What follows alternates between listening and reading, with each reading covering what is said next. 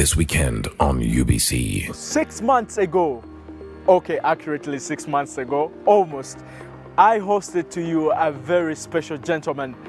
This gentleman hailed from Kabale. He had a very oozing personality. He had the charm. He could speak Ruchiga.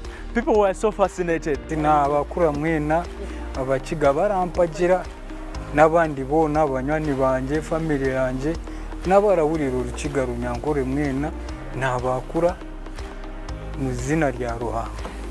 You know, when you are doing art, we knew that art as oil on canvas, or painting, sketching with a pen, but now art has moved a step forward. It has moved in the digital world. I'm very honored and to be associated with Crossroads Multimedia.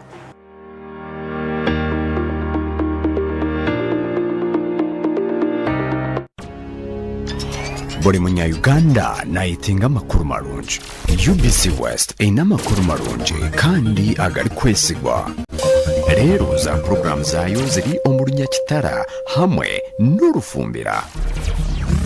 UBC West ine teknolojia ey'omurembe eri kugibasa kwika omu bicweka byona omu ihanga nangu naheru y'ihanga.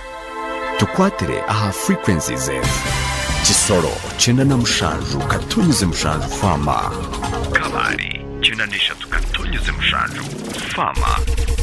Hoima, chenda na mwenda, katonyeze mwe, fama.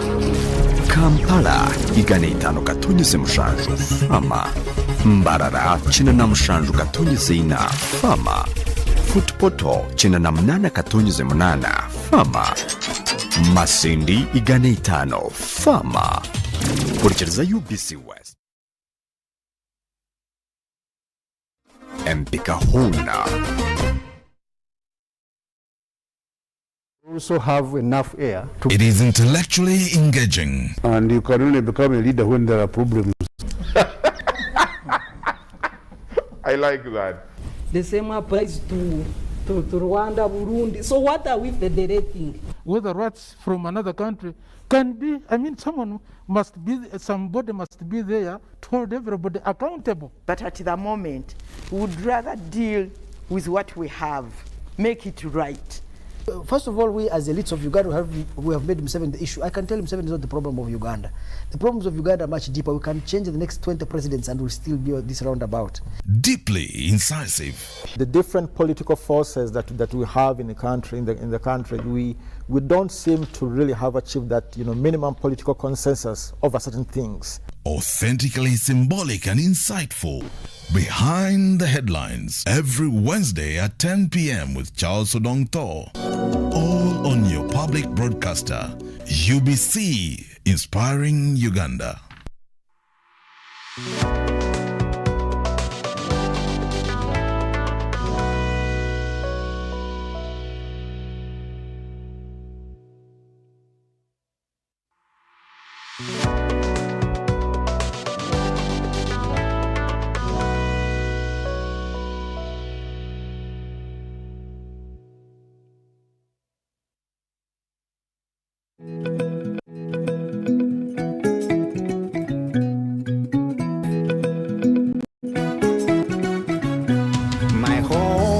I smile when I think of you, Uganda, my home. My home, I dance when I look at you.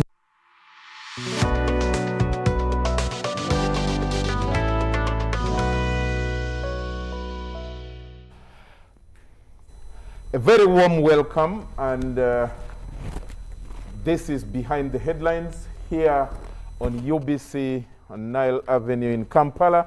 And this Wednesday, the 1st of September 2021, the first day of the month, and I wish all of you a great success this month. But this is Behind the Headlines, and the discussion has to start. We are sorry for starting late today. We are going to be, my name is Charles Odongotho, your moderator, and we are going to be looking at two topics this evening. We are going to be discussing the disturbing reports of terrible insecurity in Greater Masaka. That's including areas of Luengo, Bukoma Nsimbi, Masaka district. We are going to be looking at those reports already, I think by yesterday. That's the report I last have, but we will be getting the latest update, which will be more reliable. But by yesterday, about up to 29 people who have lost their lives innocently, so to speak, and being murdered by persons that we don't know yet. What is the security situation in that place? And to discuss all that, we have the leader of opposition, who is also from Greater Masaka, Honorable Matthias Mpuga Nsamba. He is here with us. You're most welcome, Lop, to the Behind the Headlines. Charles, thank you, and good evening, viewers. On his left, we have the Honorable Dr. Chris Bariomunsi, who is Minister in charge of ICT and National Guidance. He's the official government spokesperson. You're most welcome back to the show, Doctor. Thank you very much, Charles, and good evening, panelists, and good evening, viewers. Thank you very I'm happy much. to be back on the show. Thank you very much. Next to discuss this, we have Council Sarah Birete, who works with the, who is the ED of the Center for Constitutional Governance. Sarah, you're most welcome back to the show. Thank you, Charles, and good evening, viewers. And finally, on my immediate left, we have Fred Bamwine, who is the immediate past RDC for Masaka. He just got transferred from Masaka 2 days ago, but he has been in Masaka as actually as the city resident district commissioner, because Masaka is now a city, and Fred Bamwine has been there, so he will be giving us some glimpse into what the security situation is, and RCC or RDC is most importantly the chairperson of security in their locality or in their district. Let's start the discussion. After, we will have 1 hour of that discussion, and then later we will touch on the opposition agenda in the 11th Parliament. The leader of opposition, Matthias Mpuga, also rolled out this week, I think last week. Was it on Friday? Last week, Friday. Yes, Friday last week. Yeah. It was Friday last week. But of course, Behind the Headlines had already gone to sleep. So we are taking a look at that, the agenda of the opposition, and we will be juxtaposing it with the plans of the ruling government and taking a critical look at how the two can work, what are the issues, but that will come as number 2 topic this evening. Mpuga, let me start with you. You come from Masaka.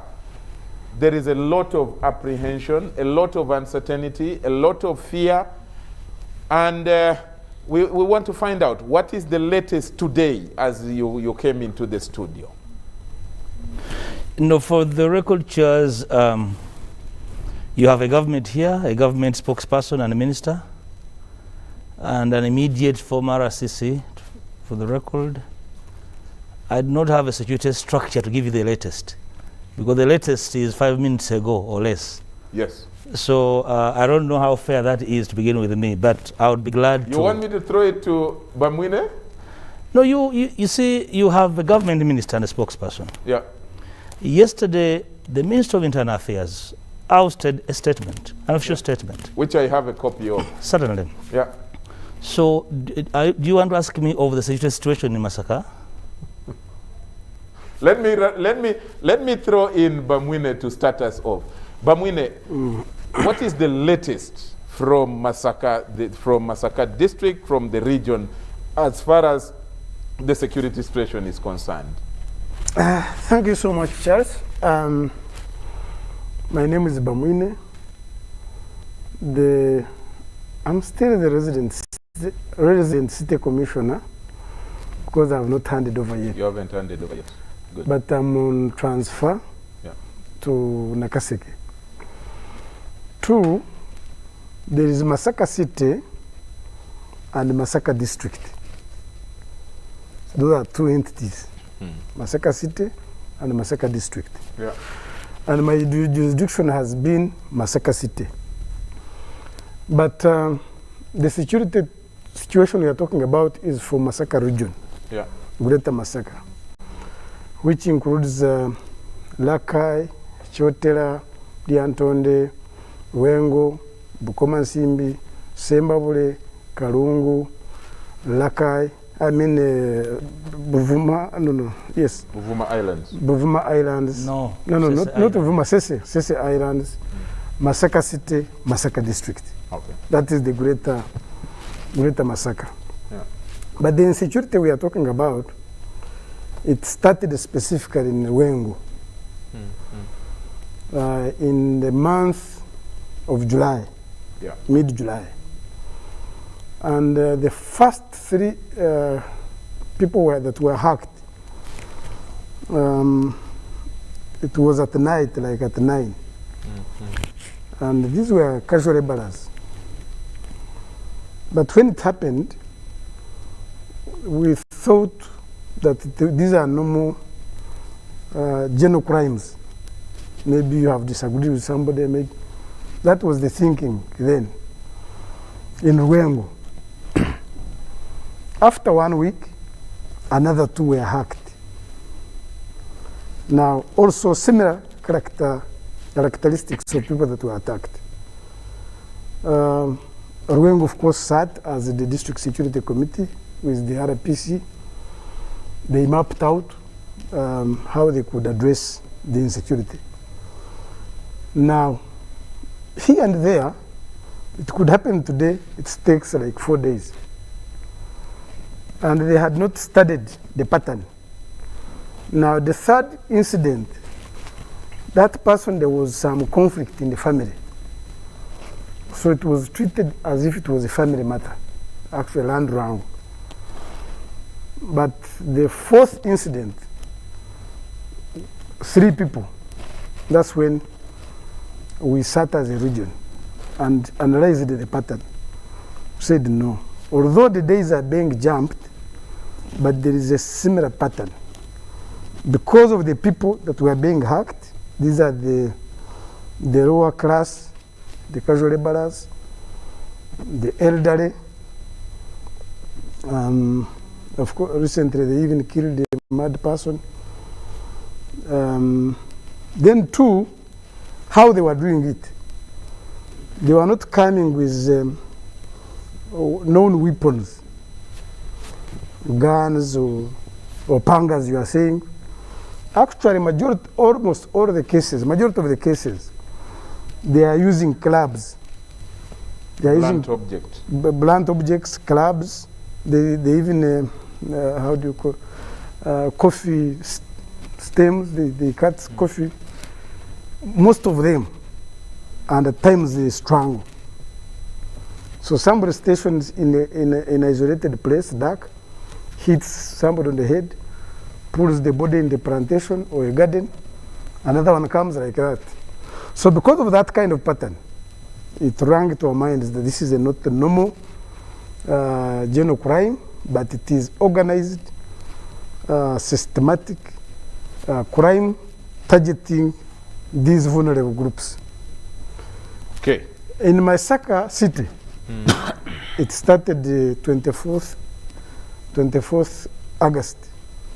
These are how many days now? About a week. About a week. And in a week, Masaka City has lost 6 people related to those kind of incidents. But today we discovered a decomposing body between Bukakata and the city. Today? Today. It may be a body of about 5 days. But since Sunday, to date, we had not had another incident. So, in total, I think there are now 30 people. The other big number is in Ruengo. Masaka City now makes it 7. although we don't know whether this one will fit in the other groups, but also we discovered that none of the cases, this 30 is with the bullet? No. None at all? At least you remove the bullet. But even you remove organized panga, most of these objects are picked from the compound. So are there some people who have been arrested? Yes, many. Are they young people? Between, what are their origins? Have you tried to? By estimation, the ages are between 20, maybe 35. The culprits? Yes, they are today they are 70. Out of 70, 10 have been produced to court today. And among the people that have been produced today, I think 5 have already confessed. And the how do you call that, confession statement? Yeah. Through the magistrate. Okay. So we have produced people in court. We have still others who are being still processed. And I want to thank the government, although some people may not. Before you go into the thanking and actions, I will come back to that, certainly important. I want to first bring in the Honorable Minister at this time.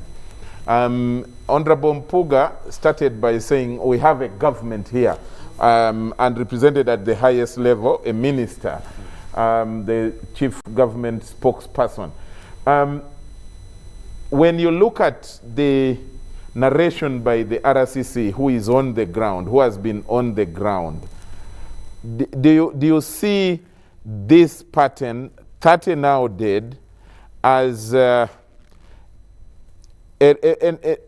you know, something that is expressing a failure by government in providing or to provide a secure environment for the people of Masaka region?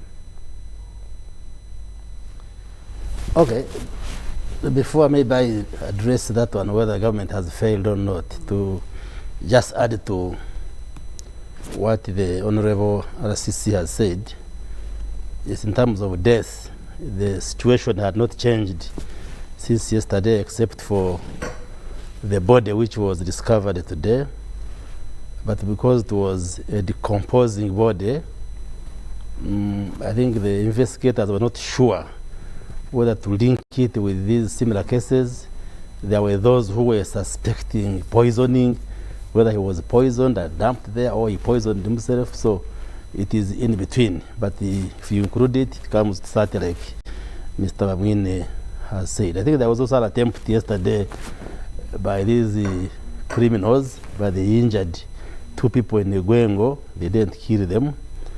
There was also one, those goons were trying also to kill people in Mawogora South, but they were repulsed by police. There was also another goon who was arrested by the locals in Chazanga, Gwengo, who was found hiding in a pit latrine with a panga, and the local people, whom we appreciate, apprehended him, and of course they tried to do mob justice, but I think he's still alive, and the situation is being contained.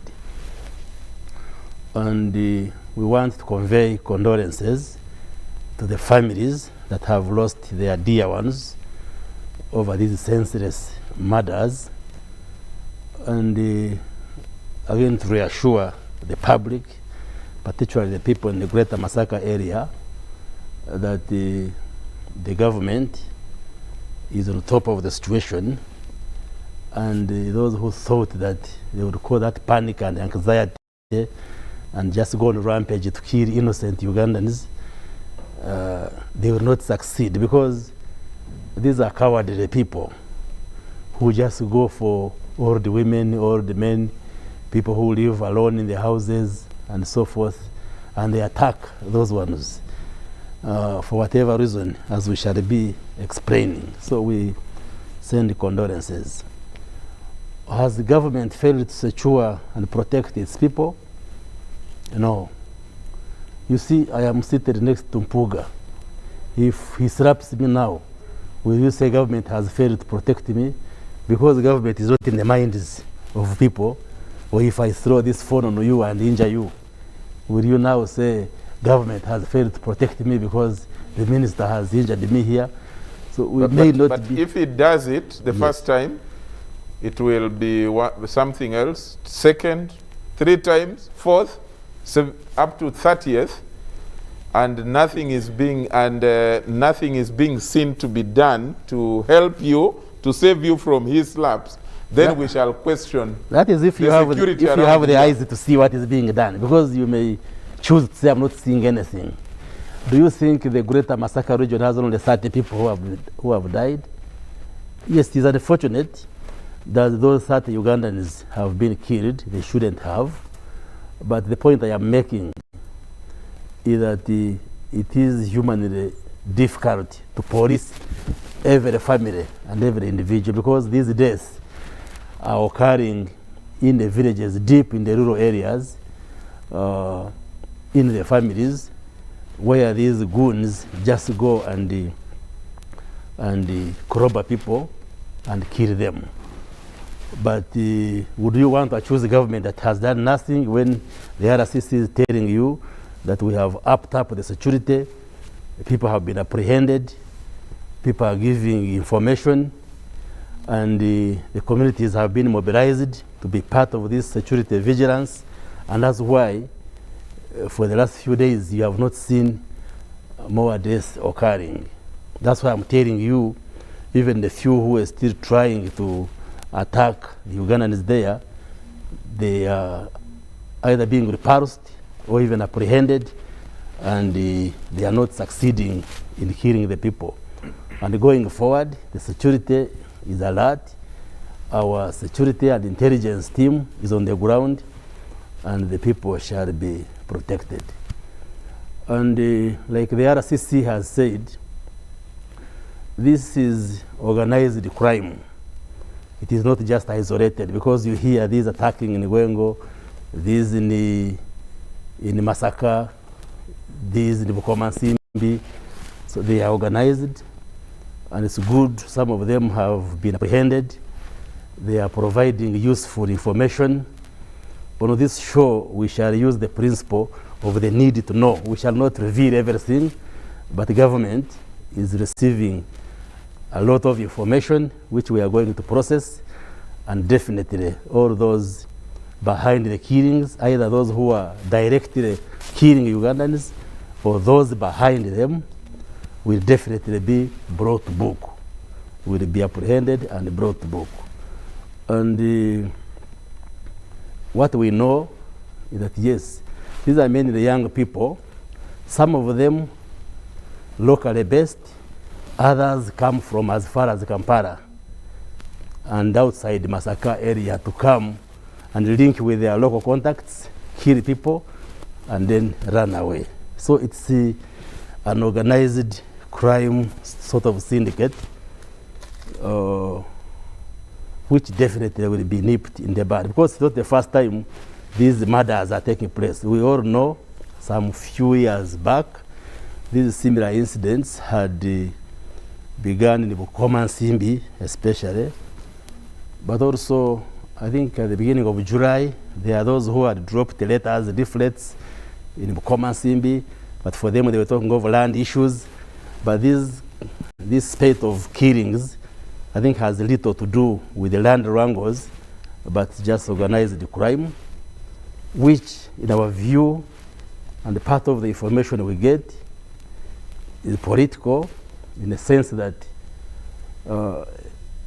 NRM is credited for securing Ugandans, for creating peace, for creating security and stability, and the people behind this think that if you can cause insecurity, if people become stressed and they even don't feel comfortable staying in their homes and maybe go into the bushes to hide because they think government is not protecting them the way you are saying it, then maybe NRM will lose credibility and people will shun it.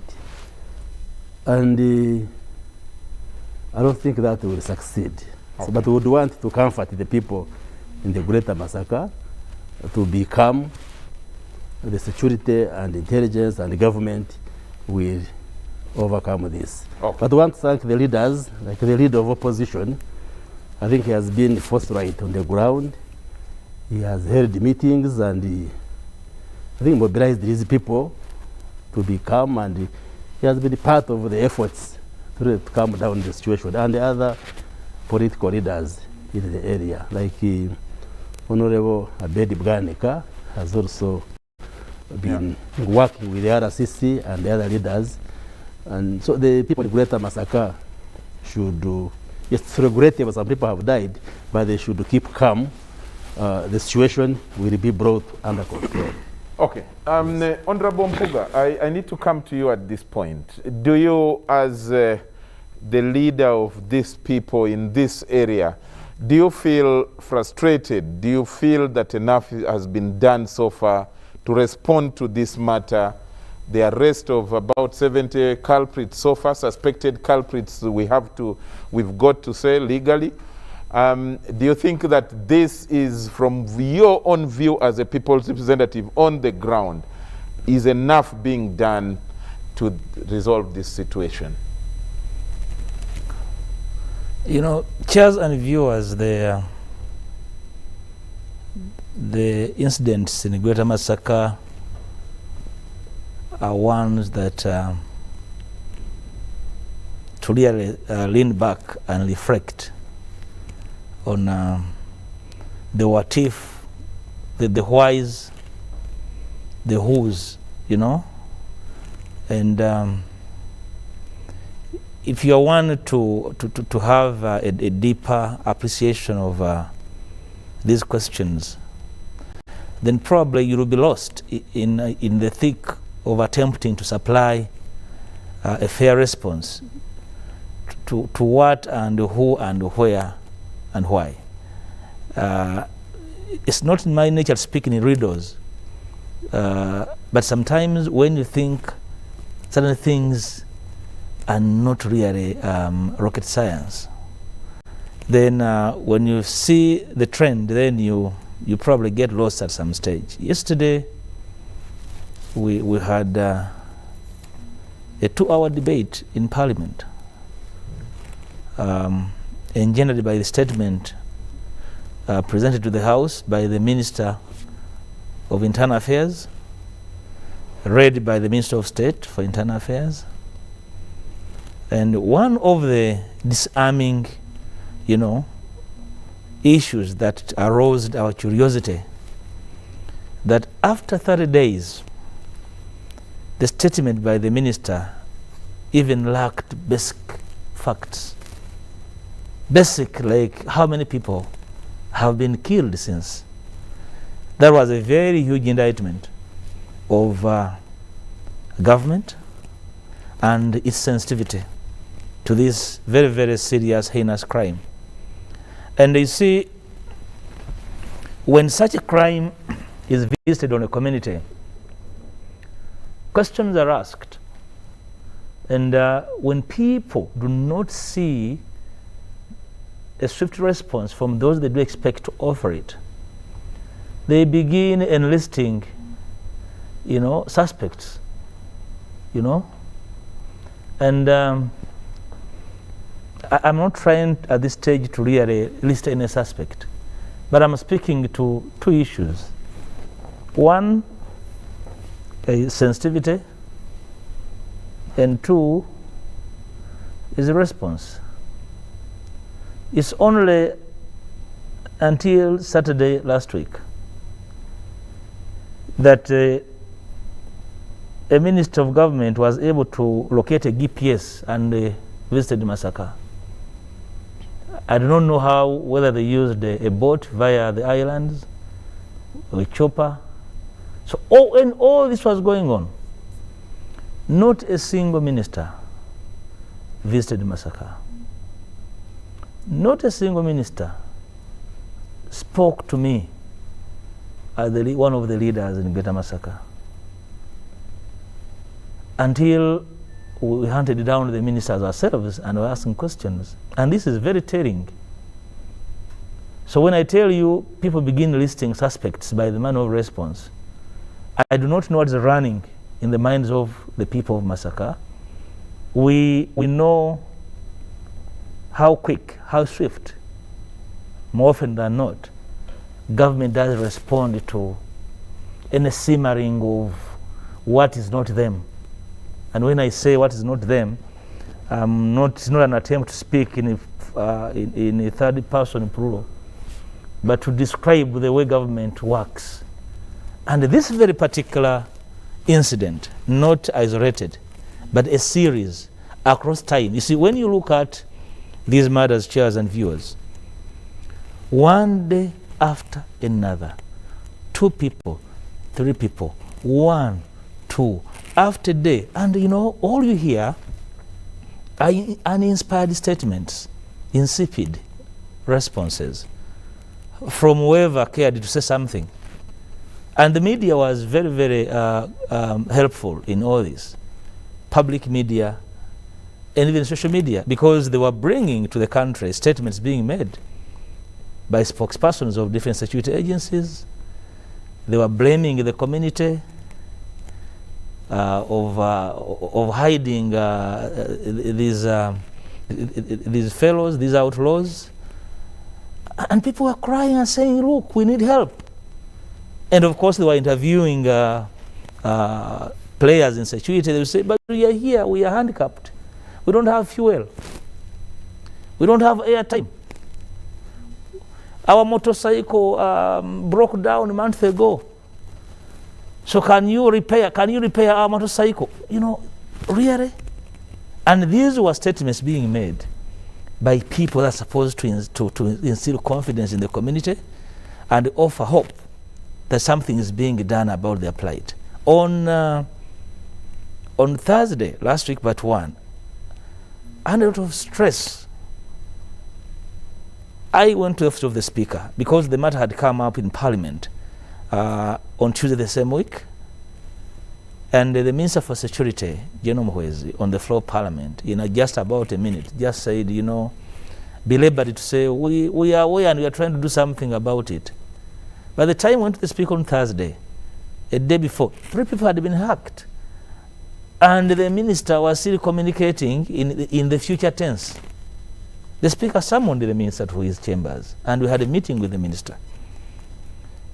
Having probably read our demeanor and faces, he said, after here, immediately summoning all my colleagues in security and do something. Really, just these really, the kind of reactions, I'm not trying to blame anybody, but reading the way General Mwezi was responding could tell that, you know, finally he has been touched, finally, and said, I'm going to call my colleagues and we'll have an emergency meeting. I said, no, come on. So all along, the cries of the people were like, you know, it's normal, you know, it's okay, we shall handle. Just these are the kind of situations that really caused a lot of anxiety in the community. And up to now, if a minister can come to Parliament and does not even have a record of how many people have been killed, we're not talking about 100 people, not even 1,000, not people gunned down in the bush, but hacked either in their compounds, in their gardens, and villagers have gathered to commiserate. They were wailing, the cameras were there, they were in the public electronic and print media, but they could not even be captured to have a record as part of the acknowledgement that we are in charge. You see, when you declare the numbers, regrettably slain, one, you communicate knowledge of the issue. You communicate presence in the area. You communicate care. All these were lacking. And see, which is why we're like, okay, the way things are is now good for us all. And all on our own, all of us individually. So it is still a situation of deep concern as to why this would happen to Masaka over a period of 30 days, and the reaction was whimsical. So finally, Charles, my honorable friend here did talk about these having happened. 2017, 2018, a migration of the same to Entebbe. And the question of the day is that At what stage do you share the trends and perpetrators with the people such that it's not difficult to make a trace? At what stage is this information shareable for us to be able to decipher between developing trends and the common outlaws that are, not really developing a trend like it is right now? Because we had this happen. We had, I don't want to speak about the made up stories of last year, but also, Charles, because this particular sub-region has over the last few years suffered at the hands of those who are supposed to protect them, you need to understand why the community there. In that same community, in the city, there are people bearing injuries, treating septic wounds inflicted on them by those who are supposed to protect them. Okay. And they know who they are. They have never been there to really see how they are. So the tendency was like, okay, they are back. Because nobody has ever been apprehended for shooting people in Nyendo. They are there nursing wounds. An expectant mother was killed in Nyendo. Those who killed him are known and who commanded them. So it's a situation where confidence at state apparatus is at lowest. Okay. Let me bring in Sarah, and then we shall have laid the ground. Then we can then back and forth, challenge the narratives raised from all sides. Sarah, Dr. Baramusi touched on the issue of political suspicions of political crime, but of course it is organized, and his colleague, the LOP, is now talking about taking us back to the eroding of what could have led to the eroding of the trust and confidence in the role of government to protect them. From a civil society perspective, do you view this as an organized crime? Is it political in your view from what you are hearing on the ground?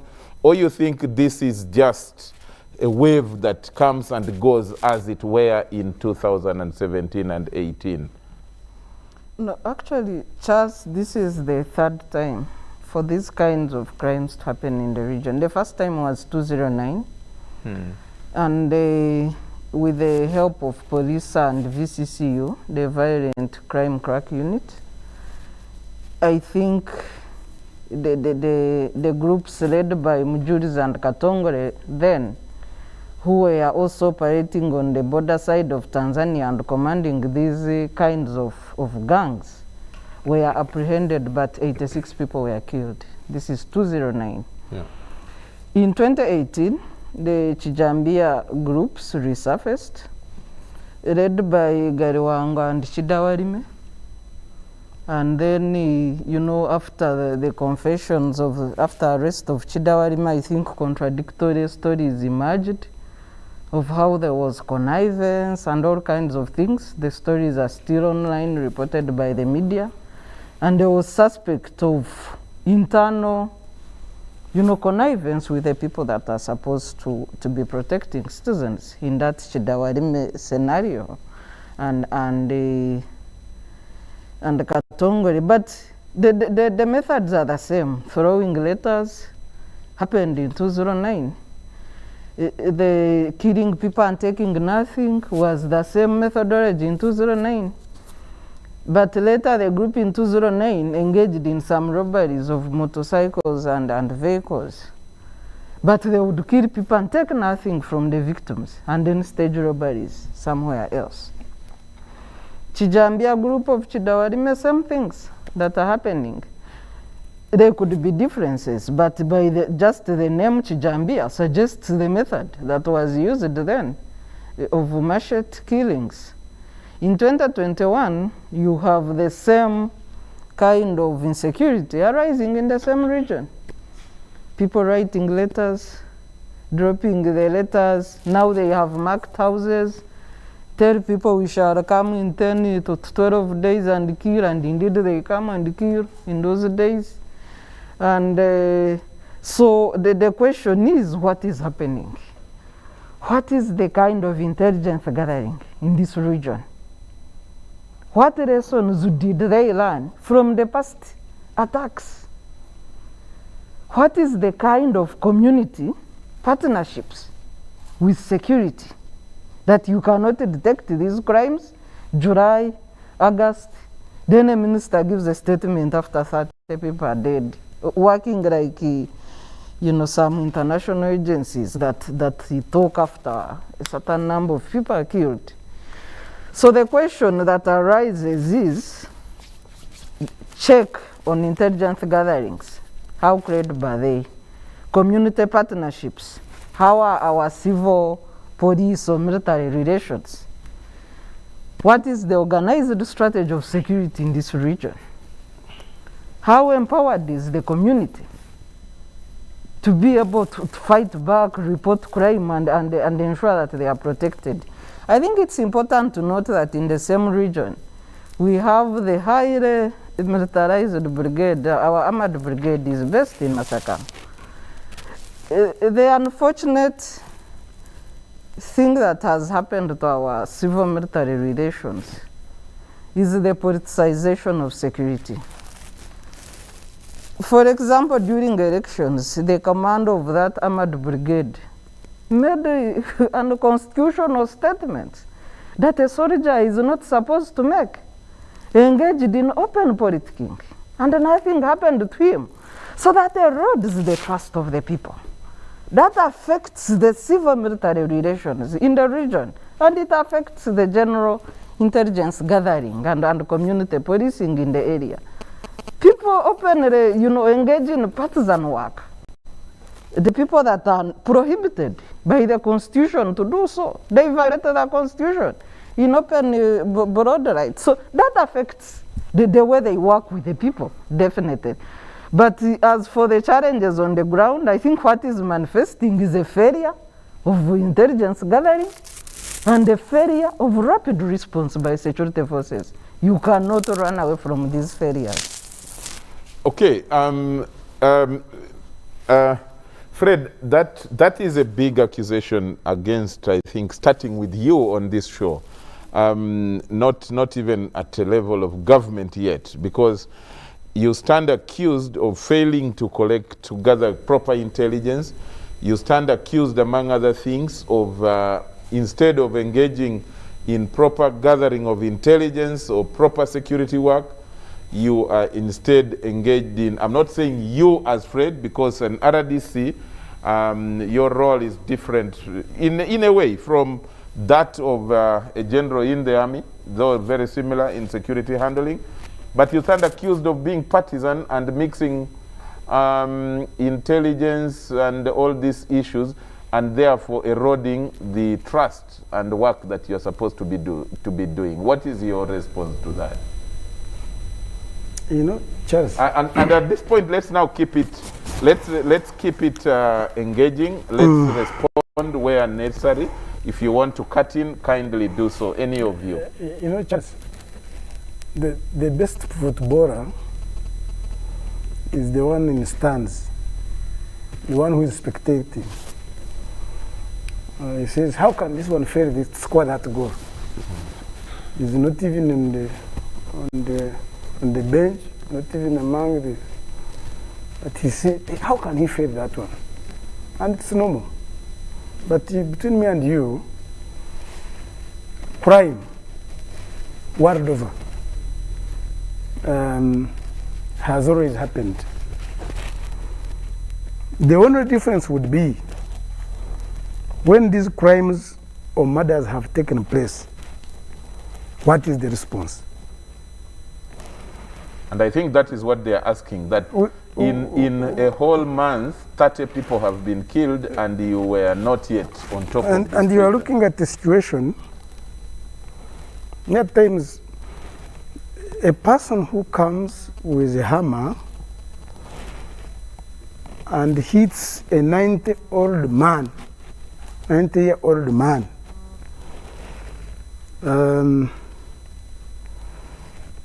First of all, what do you think, what is the motivation? A 90-year-old person, 80-year-old woman, somebody comes with a hammer, a club. So we are talking of an abnormal situation. So once you are going somewhere and you find an accident has happened on the road, some are dead, some are broken, you don't start by asking whether this person had a driving permit or not. The first thing you have to do, remove the dead, take those who are injured at the hospital, then you can ask other questions later. Like, let me use Masaka City, for instance. It started on 24th. These are about 8 days now. And our response was simple. Burn midnight candles, stop the killings. 2, pick the suspected people. 3, empower the community to make sure that these kind of crimes don't happen again.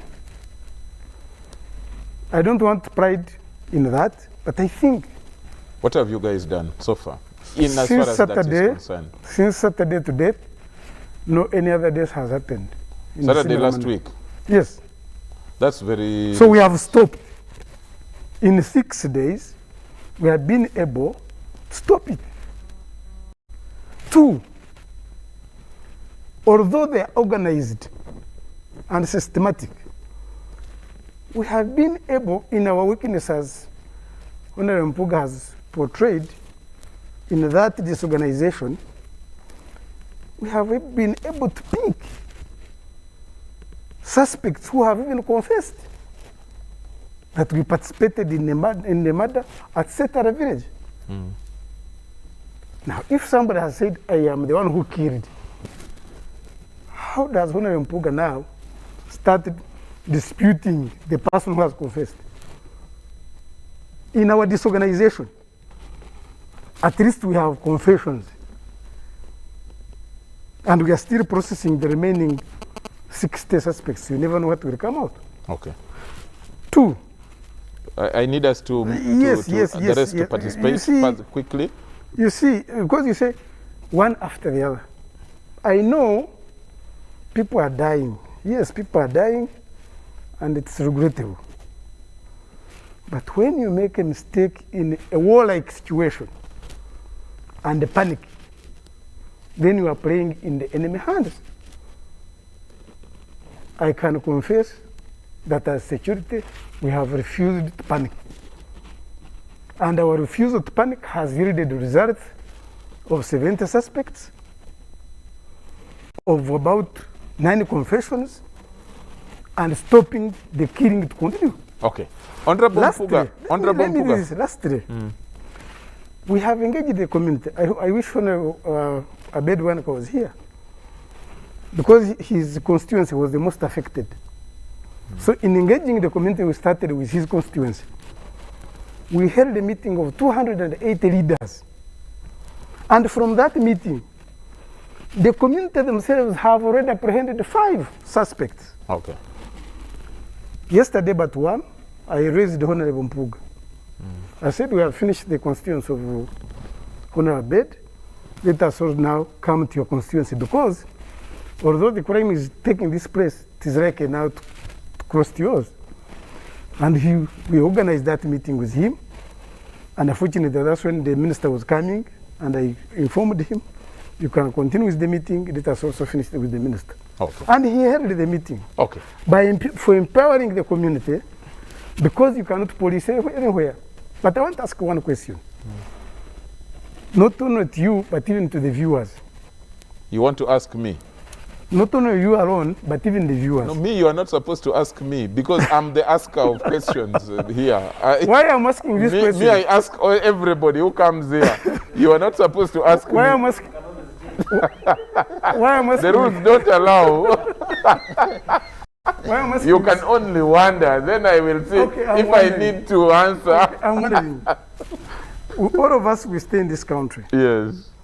And I'm very sure if you don't hide or anybody or pretend, there is no village in urban setting now in Uganda which has no place that is known that that place is for opium takers, including Honorable Mpuga's constituency. Every village in this country, at least I've been around, every village in urban setting has a place known.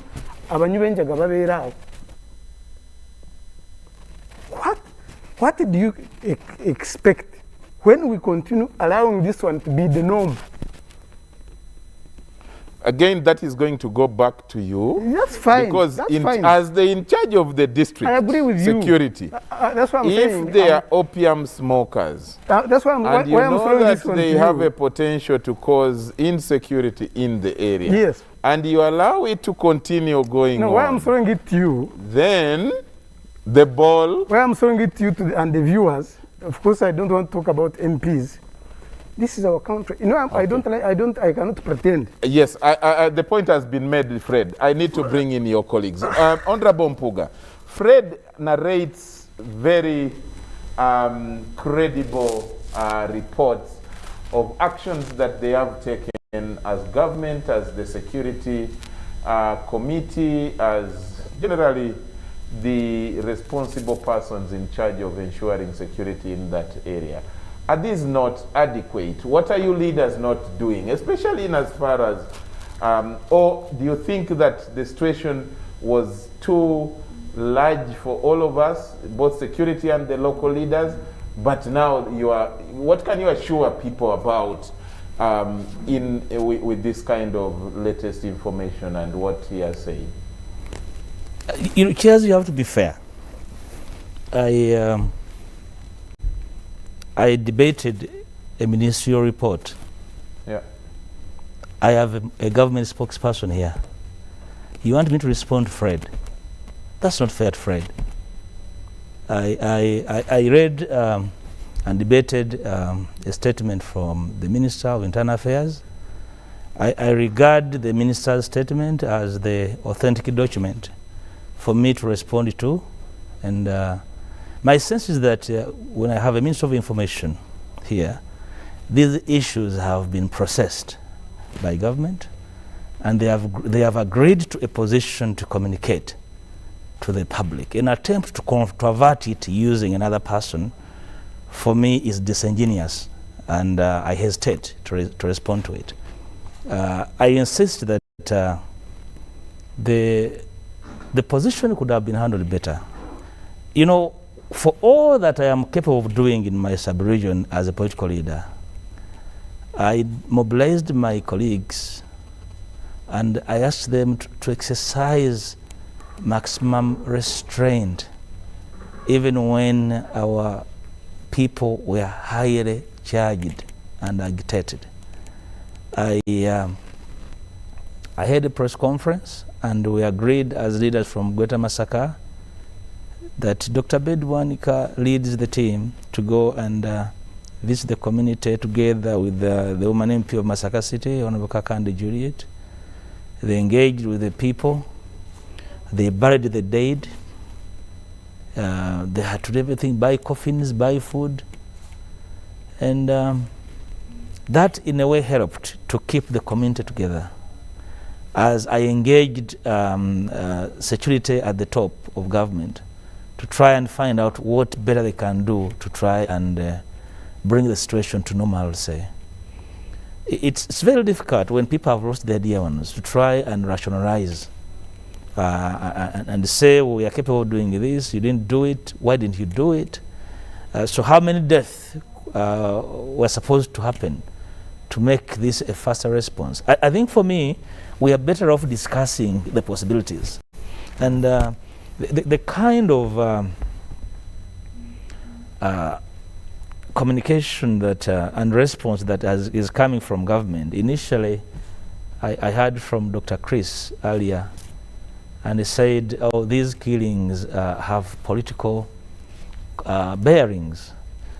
Probably there are some groups that have they are working behind politics to try and undermine government. And for me, I was like, if probably the minister would be kind to the people of Masaka and tell them that there is rebellion fomenting from Masaka, so that because if it's a rebellion, then people would be prepared better psychologically. Then I had the president say those are pigs. Then I was like, okay, pigs again. So are they male, female?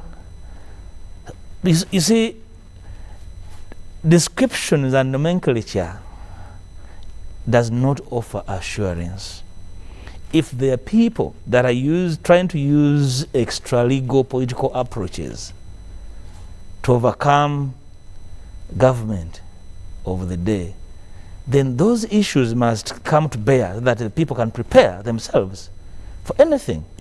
Because when the statements come initially from a cabinet minister and then subsequently from the president, and they are inconclusive, they become sweeping statements and they do not offer assurance before you know it. And I pray, Honourable Minister, that we do not register another death. I actually so pray, because then we would question as to whether there's an incubation of some sort of political situation, and I'm using their own nomenclature, that is incubating. And we are able to understand what it is, because it's very, very important that all of us as political leaders are able to understand and appreciate what this is about. And you want to ask a question? Yeah, I want to ask because at least we are from the same area, we know the people we are talking about. And I have stated as a chairperson of security that since Saturday, today, we have not had another incident of that nature. And that has come out of a result of the effort the government has done to first stop the murders, the murdering, and pick the suspects wherever they could be, and empower the community by increasing manpower in terms of physical foot patrols, if uniformed and non-uniformed, motorized vehicles and motorcycles. Security actions. Now, okay. Is he not at least seeing some positives since Saturday to date? Because that one did not happen on Saturday. It was after preparation. Can I also clarify that you earlier had, when you started telling us at the beginning, I started with you, remember, that that the first incident took place on this day, then 4 or 5 days later, this happened. Then after a week, this happened. Yes. So are you saying that we have to take the difference of about 4 or 5 days? Because Saturday is just 4 days from now, between Saturday and today. So are you saying that we now need to judge it different from what you had told us earlier? No. Because the trends were the same. Like maybe 4 days, we need to give it 2 weeks, a month, and then we know that the situation has ebbed. No, we are addressing two incidents. One, we are talking of massacre, Greater Massacre. The other incidents I was mentioning were for Ruwengo district. Specific district. Yes. The killings Then started in Okomasimbi. No. According to Let the me first minister, help but you. who is more authentic? But I'm part of ministers. the security committee of the region. Charles, according You to the cannot dispute minister's statement that he sent to Parliament, Let me inform you. killings started on 5th July in Okomasimbi. No, These are the killings we are discussing. It's coming to 2 months. According to the minister, it's coming to 2 months. What was in Bukomansimbi, what I want to clarify, Bukomansimbi and Rakai, those ones had threatening letters. Bukomansimbi and Rakai, those ones had threatening letters. Ruwengo got murders. And then finally Masaka City. So Masaka City and Ruwengo, those ones have got murders, not threatening letters. And actually, Sarah had mentioned it. It is also not true that they are writing that we are coming to kill you today and they come and do it. No. In 2 areas, Masaka City and Ruwengo have not received those letters. The letters have been in Bukoma Simbi and Rakai. Okay. And actually, fortunately for Rakai, even we referring picked to the them. writings on people's houses. So now, I need to bring in the minister. It was not yet your time on Fred. You just interrupted Honorable Mpuga. Honorable Mpuga, first summarize in 1 minute, and then I bring in the minister and we go for a break. There's nothing for me to respond to from Mr. Bamwine. I advised him to find time and go to his minister and report what he has achieved. We are here to talk about. We are here to break down. Just wait. I mean, sorry, Mr. Bamwine, just hold on. But I'm here in my own right. No, let's have it. You invited me. First wait. Fred Bamwine, we must have order. When I invite you here, I invite you not as an ordinary person. I invited you because of the office you hold, and that office you hold it on behalf of government. Right? So I invited you because of that specific hosting of the RDC's position, because I assume, and should be rightly so, that you have some extra unique information that maybe can add value to the discussion on top of what the minister is presenting. So it is not in your own right. It is because of the office you hold. So let's respect that and follow the discussion well. Honorable Mpuga, please kindly summarize for me, and then I bring in the Honorable Minister. Chairs, I've made my point that the indictment is out on government to explain its reluctance to act, to explain the fact that you see at the top of these outlaw activities, they've even burnt down houses. So, I mean, to just prove a point that actually they are in charge, not security. Okay. And you know, you could see, logistics. Would we be discussing logistics at this stage?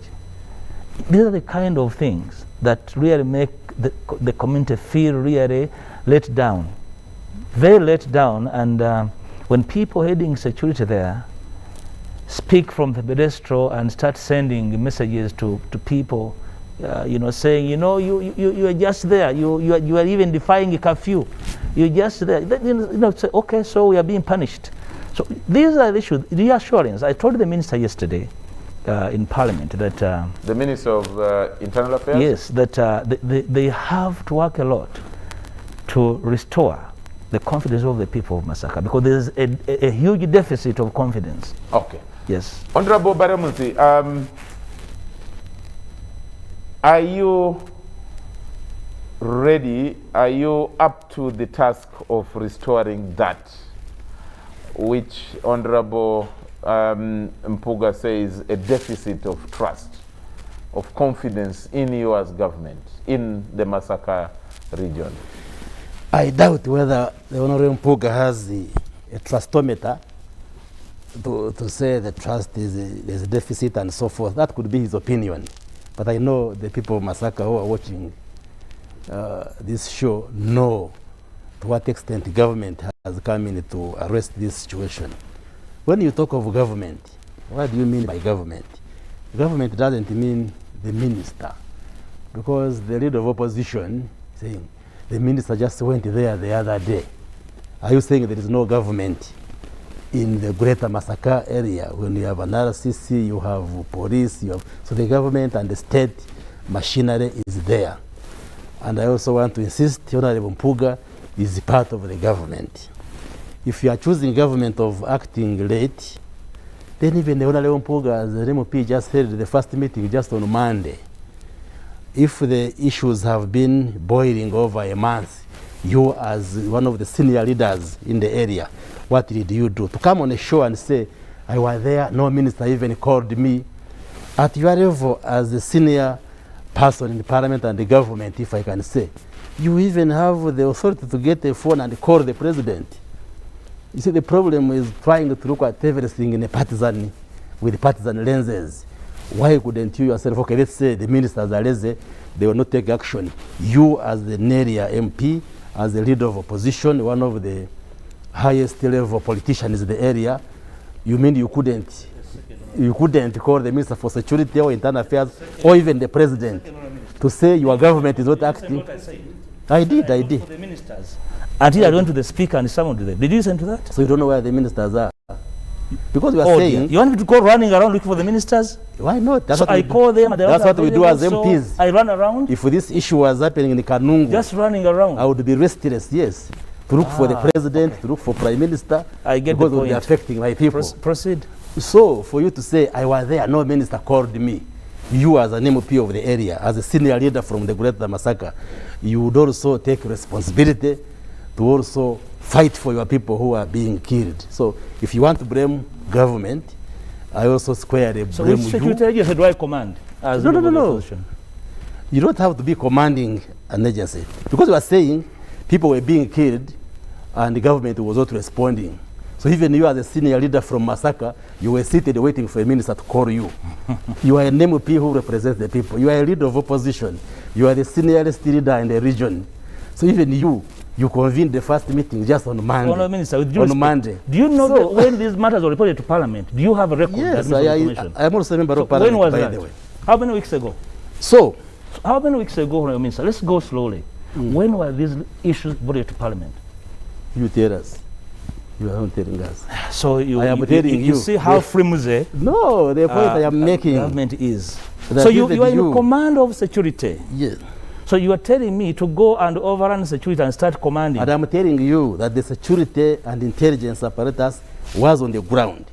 The and the result is that people are killed every day. Government responding doesn't mean a minister going there. There is a government in the area. That's why the RCC is giving you an outline, government in the area. An outline of what has been happening to contain the situation in the Greater Masaka. But for you think a minister going there, that's where the government has gone. But there is a government in the area, and you are part of the government system as an elected member of Parliament who is paid by government to do that work. So you should also have raised those issues. Even with the president, as a leader of opposition, you can get a phone call, you call the president, and raise these issues for, if you think we are sleeping, you can also act. Okay, secondly, Dr. Baramusi, yes. I decided to remain silent deliberately. It's because you are a moderator. To allow you point out his own, to allow you take the opportunity to point out his own blame in the whole delay. Yes. As a government person, which you have rightly done, but it leaves my question hanging. The restoration of confidence as alleged by Honorable Mpuga, what is going to be done to reassure our people of Masaka, Greater Masaka, that this is what we are right now doing? Not that they're not being done, but for you, in your role, that unique role as a government spokesperson, the people out there listening would want to hear that the government spokesperson has told us on this show that this is what now we are going to do to restore hope and confidence in our system.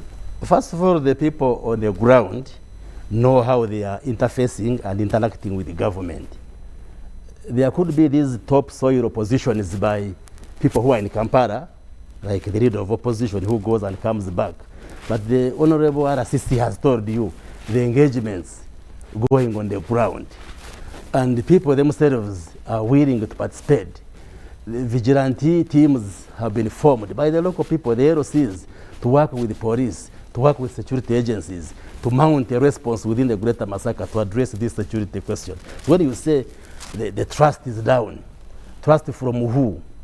You go and attend those meetings, Mr. Wamwine is telling you, and see how the people are responding. Okay. And what we feel, the people are concerned, and Sarah, they know government. Honorable Minister, Sarah has something. Yes. Honorable Minister. Yes, thank you very much, Honorable Badiomunsi. Yes. I have been watching news coverage. Really, I'm not on the ground. In Masaka, I've seen local council groups asking for lifting of curfew so that they are able to move and protect neighbors in case of attacks and the groups they formed. I have seen veterans asking to be facilitated, armed to protect the areas. I have seen also reports of police saying at times they don't have means to respond. This might be false. This is what is reported in the media. Also, I think on Saturday, some news people decided to patrol the village and see what is happening. And they met security that was moving in a, I think in a Sarunka. That was part of the coverage that came in, of policemen moving in a Sarunka at night, and Bwanara, this is talking of armored vehicles, so is a Primo also an armored vehicle. So how facilitated are these groups really in practical terms? My second question is, there is a curfew countrywide starting at 7 p.m. Yeah. These people are killed at 10 p.m. Who is moving at night if there is curfew? Actually, in the minister's report, the 9-page document by the minister, there are also reports of people being killed, hit with the clubs at as early as 7 p.m. I have seen that. 20 hours is 7, right? I have seen that. 20 hours is 8? It's 8, actually. After 20 hours is 8. I've seen that report. So it means that as early as 8, 1 hour after the curfew, already there are attacks going on. Yes. But let's go for a break right now. We need to take a break. Why are you breaking? When we come back, I also have to feed the hungry stomachs for advert. When we come back, I will give us maybe about 4 minutes to wind up on this topic as we move to the next topic. So let's take a break right now.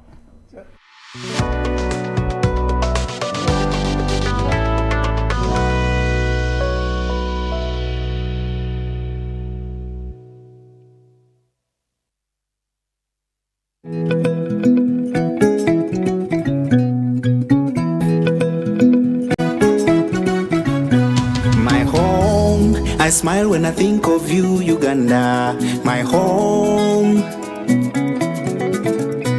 My home, I dance when I look at you, Uganda, my home. Oh, my Uganda. I know with you I'll always stay forever. I know, because I feel that we belong together. My home.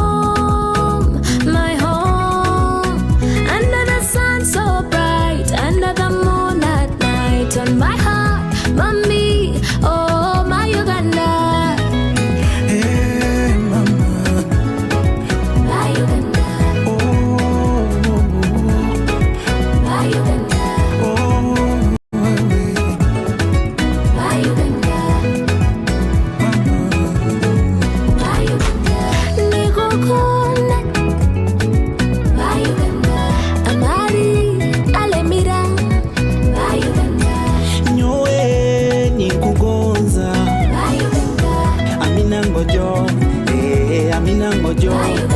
At MTN, we look forward to starting another exciting journey together to grow our home, Uganda. Echa COVID-19 chijja kugwa only if we stay at home, observe physical distancing, wear masks properly, sanitize or wash our hands with soap and water regularly, or get vaccinated now.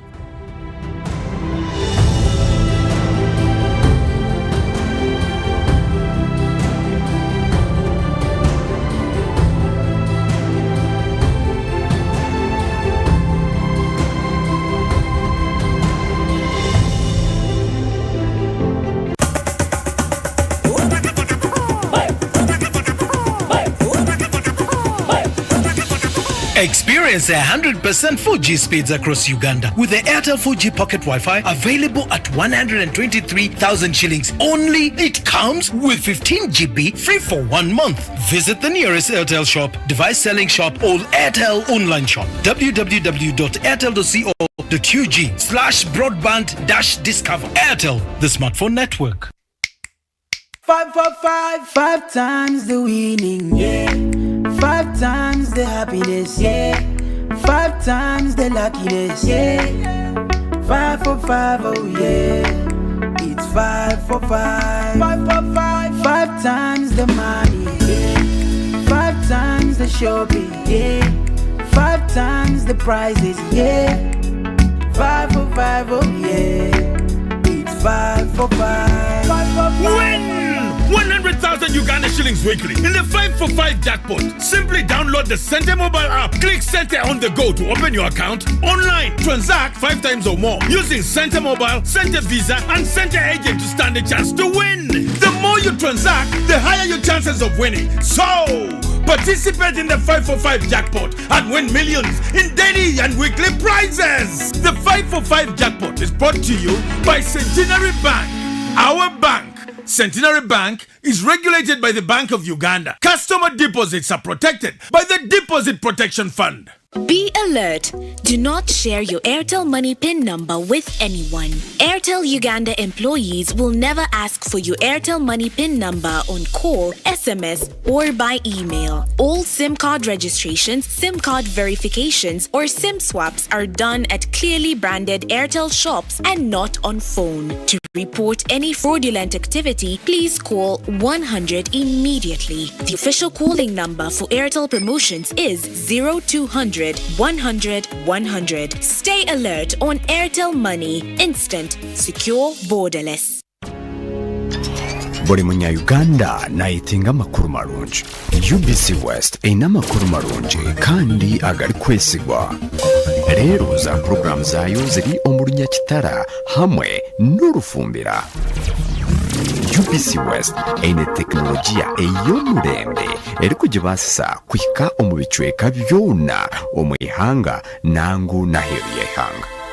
Tukwatire aha frequencies ezi: Kisoro 97.7 Fama, Kalari 93.7 Fama, Hoima 99.1 Fama, Kampala 105.7 Fama, Mbarara 97.4 Fama, Futpoto 98.8 Fama, Masindi 5 Fama. Kurikiriza UBC West ohurire embaganiza.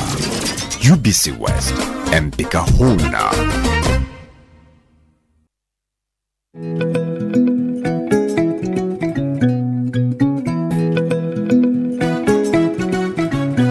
My home, I smile when I think of you, Uganda. My home. My home, I dance when I look at you, Uganda. My home, oh my Uganda. I know with you I'll always stay forever. I know, because I feel that we belong together. My home, under the sun so bright, under the moon at night, on my heart, mommy, oh my Uganda. Hey mama, My Uganda. My Uganda. My Uganda. My Uganda. Nikukunda. My Uganda. Amari alemira. My Uganda. Nyowe nikugonza. My Uganda. Amina ngojo, Amina ngojo. At MTN, we look forward to starting another exciting journey together to grow our home, Uganda.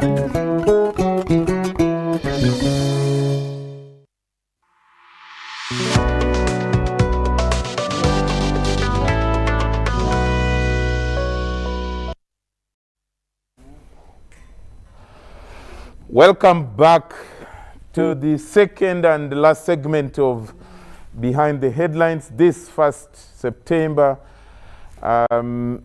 2021, and we are discussing these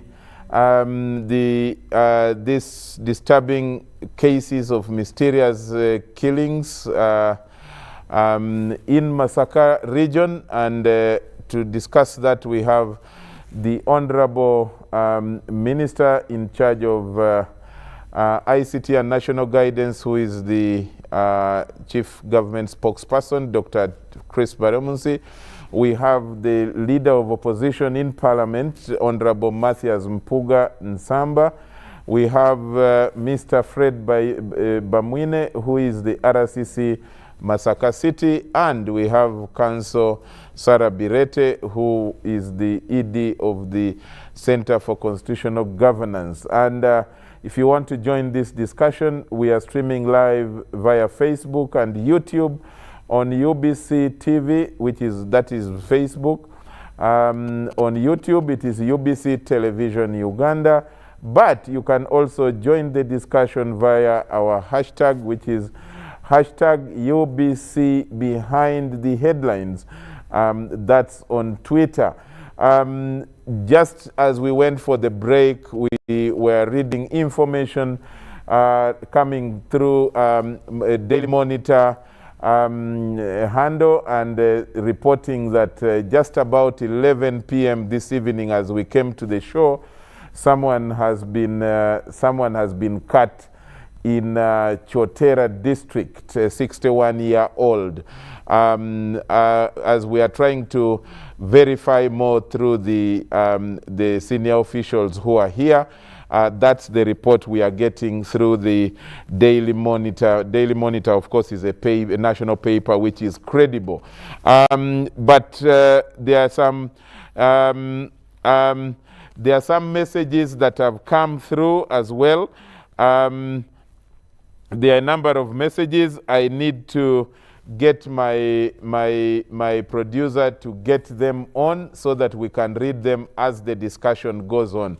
But as I promised, I need us to wind up on this topic by looking at way forward, especially in terms of restoring confidence, whether it is perception. We know that perception drives politics, and if the public, especially in an area which is suffering from this kind of insecurity, perceive that there is erosion of confidence, of trust, of the relationship between them and government or some government officials, we have to also respond to it. That's why we do communication and public relations and all that. So I will start with this side and then go towards the minister being the last. 1 minute each as we wind up on this topic and move to the next topic. How do we restore that public trust, especially in that part of the region, in the work that you're doing, Fred? Okay. 1 minute. Restoring public trust. But my friend Honorable Mpuga mentioned a statement which I think I should clarify. He said the minister came with a statement which was not conclusive. The president spoke and it was not conclusive. And I think the public should appreciate that there is no way how the minister can make a conclusive statement, or the president, in an environment when we are still trailing some suspects who are still at large, and who are not even at large, who are still attempting to continue attacking. So at this stage, you give information which the public can consume, and I cannot deceive you that we shall mention everything today, because if you have suspects, 6 of them still being processed for court, it means you have to screen them, know who is the actual person who participated. Now, so this is a warlike situation. Yeah. Now, I didn't expect at this show any kind of blame game. When people are dying or have died, apart from sympathizing those who have lost their dear ones, I expect anybody to say, okay, security have done A, B, C, D, but this is missing. You can also add on, because all of us are stakeholders. But if you start blaming and you put out yourself, for instance, a leader of opposition is part of government. Is part of government. Okay. So, and a member of parliament. Yes, sir. How do we gain confidence? Confidence, we have done the following. 1, we have installed free toll lines at all sub-counties which are affected, toll-free lines. and we have given it to the public. 2, we have taken our operational commanders up to the parish level. 3, we have guided the villages to zone themselves into a set of 10 houses for neighborhood watch. 5, we have also mobilized the villages to have a security committee of 10 people per village who do patrol with the police and other security agencies. We have also, I've told you, we have 2 layers of security agencies. If you have told me, then I don't need to listen again. No, because I'm trying to show you things we have done to give you 1 for minute, the public, but you have taken for 3, and I have time to manage. The last one, okay, Sarah, the last one. Yes. Out of 70 suspects, at least 15 have been apprehended by the public, meaning that we are working hand in hand with the public, and they are willing to give us information, and they are the ones now leading us. Okay. That's why we have Sarah, set ourselves. How do we restore confidence? The confidence, 10 minutes Sarah. now. Any incident in a period of less than 10 minutes can be responded to, and the public gets help. Okay. And we are getting responses. Thanks, Fred. Sarah. I think we need to get back to the basics of community policing. I'm glad the head of community policing at police, Assistant Inspector General Police, Hassan Kasinje, is in the area. And he has shared on his social media handles that he will be camped in that region for some time. But also, you know, it's an indictment on the local security that for no months some bit of normal security operation to happen. Then you need the likes of Afande Kasinje to move to the region. What is the role of those people who are based in the region? It's an indictment on them in a way. We need to improve community policing. We need to improve intelligence gathering. You know, the NRM regime is highly credited. I think their #1 achievement is security. So when you see these incidences happening, and then the people in charge of security are firefighting, then you wonder what is this security that we always credit this regime for. If you are going to firefight 2 months, you are just find you are bearing on the problem. Real, I think we can do better as a country. Okay. Honorable Lop. Yes, we have spoken about the best to be done, because restoration of key tenets of community policing, because we all know that the erosion of community policing was the replacement of the same by regime policing. Regime policing connotes the fact that all manner of security are very available, logistically facilitated to go and confront real, imaginary, and perceived regime opponents. That's why we lost it. A great deal of the select personnel in security in the area have been over the years part of the extension of the regime establishment, hounding and haunting the community, involved in beating, arresting, hounding, and framing community members. This is why we bring in the issue of trust.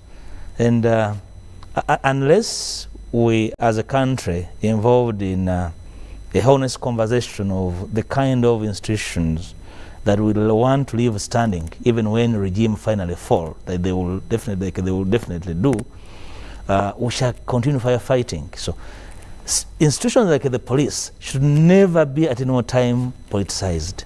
But as long as they remain so, we have a problem on our hands, and we shall be dealing with. Otherwise, small problems will become very huge challenges for the community. Lastly, on these chairs and viewers, I talked about yesterday in Parliament. The Minister of Defense did, as announced, recruitment of LDUs, and I think they have started.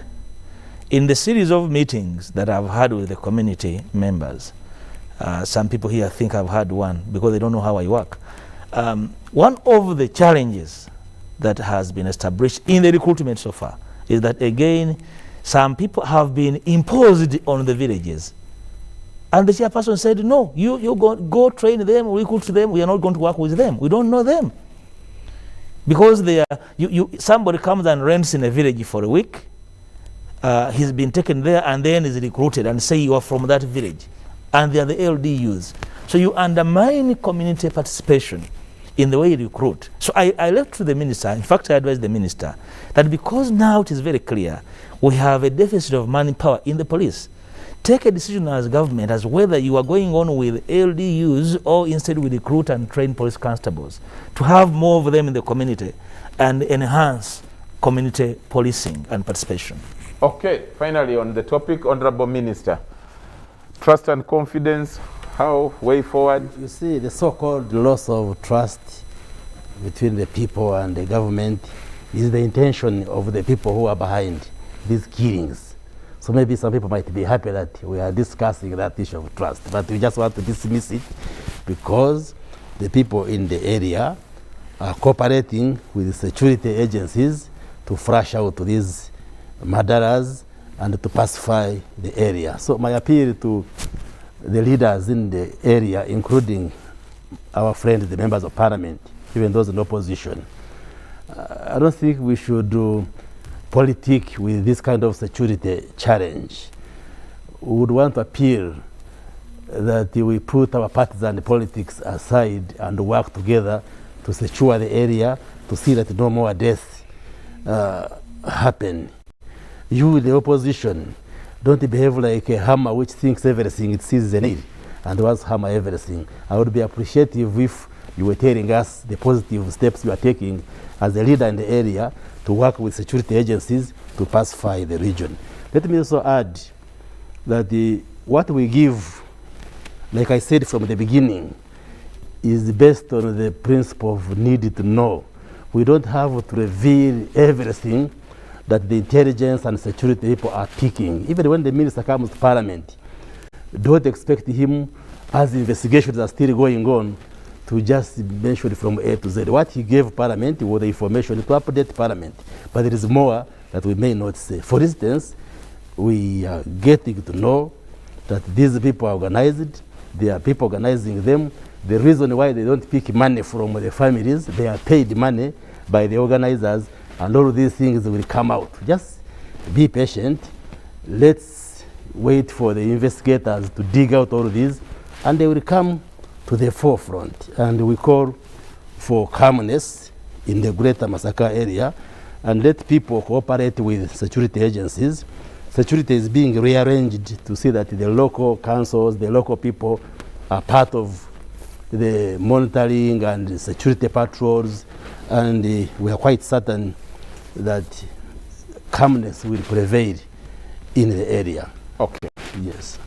And we shall continue to update the country as information evolves, because like RCC said, people who have been apprehended are giving information, they are confessing, and all of this information will come out. Okay, thank you so much, Honorable Minister. I've also seen a police officer who has sent me a message showing pictures of 4 patrol mobile police on motorcycles in Masaka this evening, and showing that they are now heightened mobile patrol guys who will be doing that for the next foreseeable days. And not all security officers have to be dressed in uniform. Yeah. Yes, some undercover, they may put on civilian, but they are operating their work. Good, thanks. My producer says there are some messages that have been ripped off. Can I read some of them? Mr. Baraza from Bale says, I want to tell Honorable Mpuga and Sarah that Masaka, like other parts of the country, have administrative structures. What have they done? Baraza, who are you asking? The Honorable Mpuga and Sarah.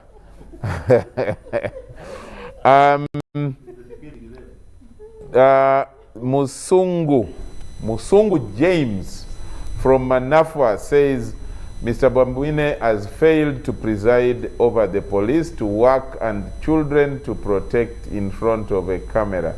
This is denial. Dr. Baramuzi should learn to be objective in some cases. Charles, you ask Doctor, where are the 11 million crime preventers that were recruited by Kaihura?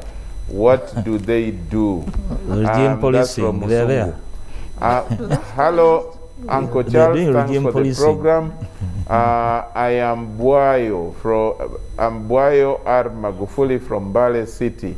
The government should not front the issue of giving the victims money as a solution. 10 million cannot buy a single life, and this will encourage more killings because some youth are so desperate they can plan to kill a family member. Charles, thanks for the show. I am Kule Hannington at Rubaga. The state of security in Greater Masaka is so alarming. I'm so surprised and frustrated by the manner in which those innocent Ugandans have lost lives. In Uganda, intelligence officers are very many, from RDC, GISO, PISO, VISO, but the way they have failed to tap into the criminal network is worrying. Is that the last? The last should be this. Good evening, sir. I'm James from Kawoa. Please help me ask the minister. I watched Honorable Mpuga calling upon all defense ministers, and that's when the ministers showed up in Masaka. Even when the news had been all over media for over weeks. How long does it take government to react to such serious issues? Thank you so much, my technical team. Let's touch on the second topic, which has been trending over the weekend, the opposition agenda in the parliament. To bring us to speed, the opposition led by the leader of opposition, here seated, the Honorable Mathias Mpuga, on Friday rolled out to the public in a presentation in Parliament, 17-point legislative agenda, among which includes they are demanding for constitutional amendments, they are demanding for deepening of decentralization. In the wisdom of the opposition, they suggest that there is a rollback on decentralization policy. They are suggesting a review of the health sector services. Also, they are demanding for public appointment of the officials or commissioners of the Electoral Commission, that there must be a rethinking of the role of security forces in elections. Two more, they argue or propose that the national health insurance should be, I didn't get that clearly, should be strengthened or something like that, should be established. And of course also proposing for a review of the education sector or education policy. The man himself is here, so the Mpuga policy, if I can call it. Honorable Mpuga, I know that we don't have now a lot of time, but we can do some justice with the little time that we have, and we see how far we go with this discussion, and probably next time get time and we debate this, maybe a whole program, if we can. Why? Tell us why you are presenting this to the country at this time, and maybe speak to where there is the biggest need for a reform as you suggested. Just like you said, probably the time at our disposal may not do justice to this, but for the benefit of viewers from all over the world watching this program, As the leader of the opposition in Parliament, I have a constitutional duty to move and offer the country what I would see as a better way of going about the governance of this country. And the agenda I did propose does not constitute the entire array of the people's aspirations. But I provided headlines on the talking points. And essentially, my sense and the view of the team I lead. Remember, the opposition platform is composed of 6 political parties in Parliament. And you see, Parliament, as it were, is potentially a dangerous place to be if you have not chosen which road to walk.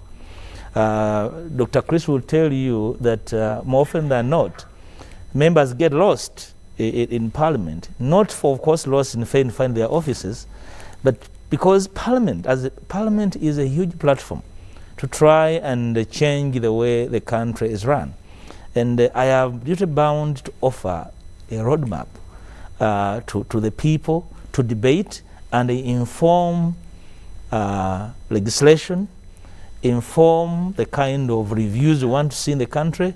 In a nutshell, we would like to see, because the issues I brought to the fore are not entirely new, but a regurgitation of a dying debate on broad key issues. Charles, you've been a very active journalist. If you recollect, in 2014, we outed a document at Hotel Africana that we dubbed the people's, it was the, I forget the nomenclature, but it constituted a collection of views. Something pact or something? Yeah. So an array of views from the general public involving civil society, political parties, and we wanted the country to debate these issues so that we can enhance governance and try to roll back on what we see as a trend into total, brazen dictatorship, which is why we are proposing an array of reforms, constitutional and electoral reforms that we have talked about. And these may not be achieved at a go, but a progressive conversation of the possibilities must begin. This country, over the last 35 years, has been ruled by speculation, fear, and a sense of we do not know what tomorrow is going to happen. If you ask so many compatriots of General Museveni, including my old friend with whom we have quarreled over the years here, he will tell you he's not sure of tomorrow. And we cannot we cannot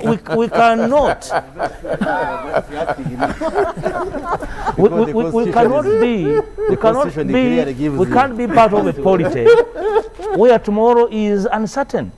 In other words, strictly speaking, we are looking for durability of our constitution.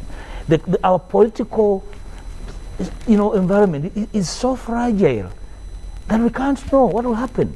So if you remember what I was referring to, the People's Compact in 2014, it did outline a series of these. So we are regurgitating them, but trying to up the tempo so that members of parliament from across the aisle are able to constructively and in earnest begin the debate about the future of this country. Fast forward. Think of the issue they have highlighted, like rolling back on decentralization. Just you know as well as I do that in Kanungu, the local government has been rendered redundant. Even marketed dues have remitted to the center, and then they will be remitted back after so many months. And in between, runaway corruption is being incubated between the center and the local government. By the end of the day, service delivery has been hampered. What is happening in other sectors? Because I'm moving very fast because of time. No, it's okay. We now have to go and debate as leaders of our people, because this is our time to lead and guide the country's debate on rule of law and constitutional governance. So what happens when the president starts awarding contracts at press conferences? At what stage are we? So what happens? That's why we talked about a debate on complete devolution. Okay. Okay? Yeah. So that we can even put a formula in the constitution on how regions, districts, or even villages share resources with the center. Okay. I saw the president, we were meeting members of his party at Kololo. They were discussing the parish model. Mm-hmm. So the budget says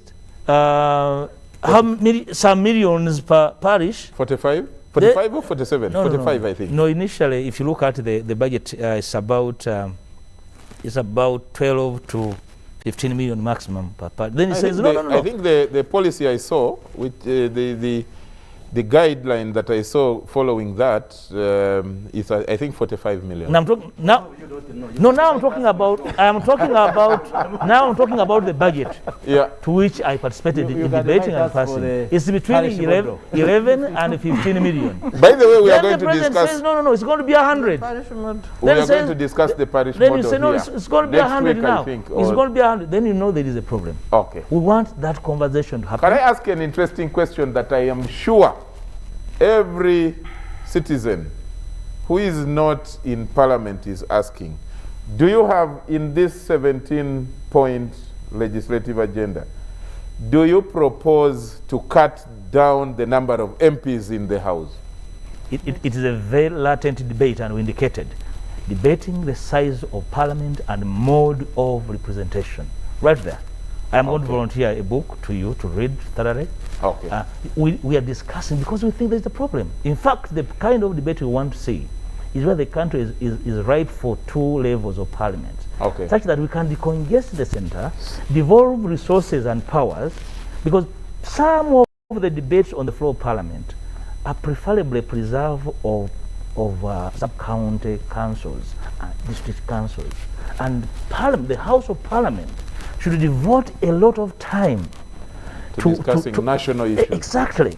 Okay. To integrate national issues in broader terms and disentangle, decongest the center, and they go there. Complete devolution. We want the debate to return.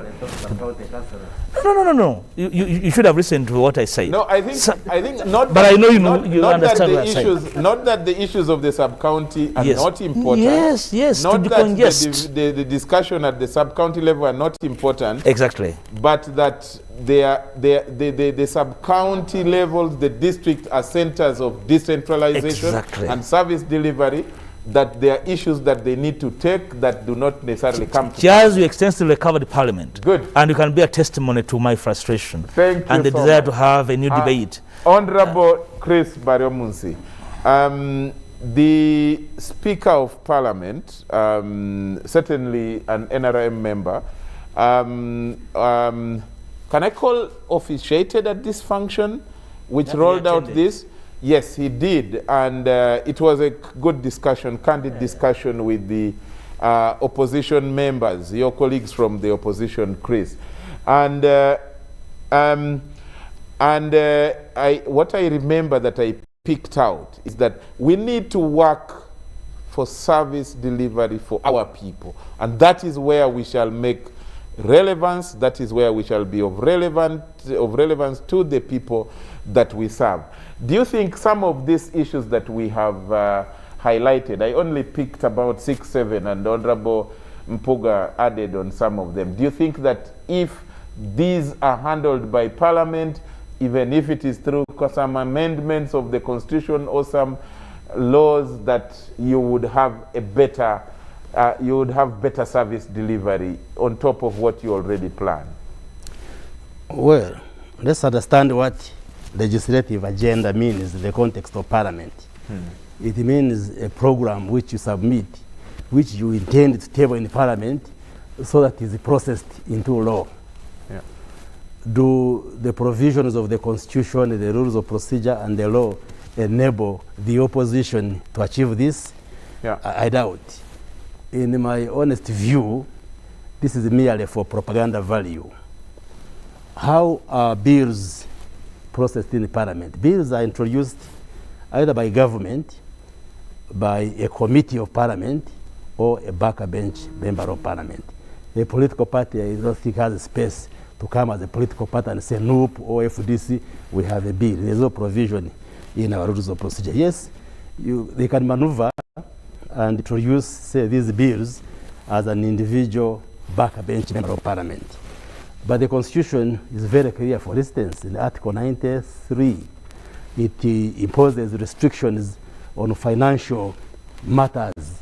If a bill, for instance, has financial implications, a backbench member of parliament cannot move it. It has to be moved by government. So that's why I'm saying this is just for politicking and propaganda value. And in my honest view, these are just dead on arrival. They can arouse the debate, but these matters can only surface on the floor when introduced by government. But it's good for Honorable Mpuga to be innovative and show the world that he has. And this gentleman has been in parliament for 20 years. Yes, absolutely. This country is in trouble. You found me in parliament. That's why you should listen to me. This country is in trouble. Yes. And that's why the country is where we are. You found me in parliament. You have not even read the rules. Okay, I have. Okay. You even read the constitution selectively. Okay. This is shocking. You found me in parliament, so you need to listen. You slept a lot in parliament. Yes, we shall come back here 4 or 5 years from today, and you tell me which bill you have successfully moved to change decentralization, to review health sector services. So these kind of legislations, well, I congratulate them for being innovative and bring them, but you will need the support of government to have these. You can say, yes, we raise these for government to consider. But if you pretend that you are going to introduce these bills in the parliament and be processed into law, then I wish you all the best. Secondly, the political environment. Is it solid and predictable? Absolutely. You see, these are the very people who are saying, don't touch the Constitution. And now you are saying, touch the Constitution and amend it. So what are you saying? The Constitution, you asked the question, he asked whether, if you asked me, whether the situation and the future is predictable. And my answer is, it is very predictable because the Constitution is very clear. How you transition from one term to another, from one regime to the other, and we want to assure him and the rest of the viewers that where we are, it is the people of Uganda who have a right to elect the leader that they want, whether at the level of the president, whether a member of parliament, whether an LC1 chairperson. So through regular, fair and free elections, Ugandans shall continue to elect their leaders.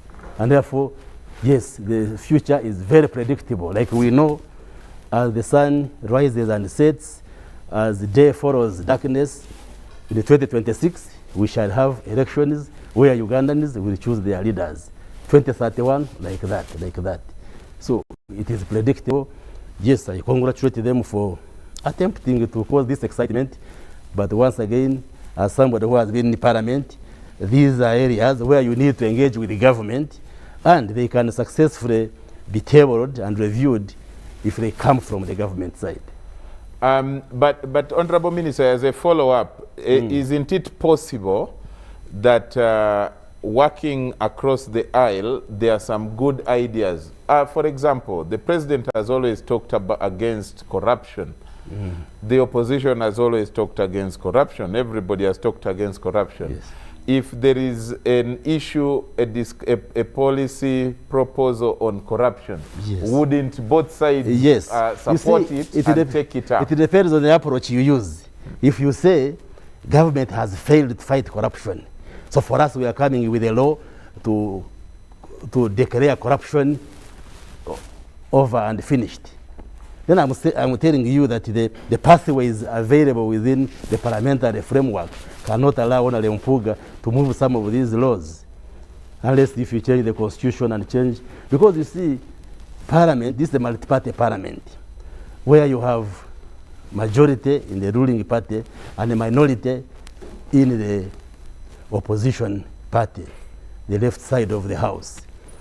And for us as NRM, we shall mobilize our members to consider and support the bills brought by government. That's what I'm saying. If they want some of these issues to be considered, then you have to change the approach and engage government. Okay. And engage. But if you use the approach you are using, that the government has failed, therefore we are coming with a solution, then it will be dead on arrival. Okay. The Honorable Speaker attending is okay, because the Right Honorable Speaker is the Speaker of the whole House. So he can attend NRM, he can attend the opposition, independence, because he's our Speaker. But Honorable Puga has to change the approach. Okay. If you want this to succeed, because Parliament will make decisions by voting. Voting means numbers. And I can dare say, you don't have the numbers to pass any law unless you mobilize NRM to support you to be fully on board, which I am inviting you to do. Fred, as an RDC, you are a political mobilizer. When you see our MPs discussing this kind of thing and the issues that they are talking about, especially, maybe you can comment especially on decentralization.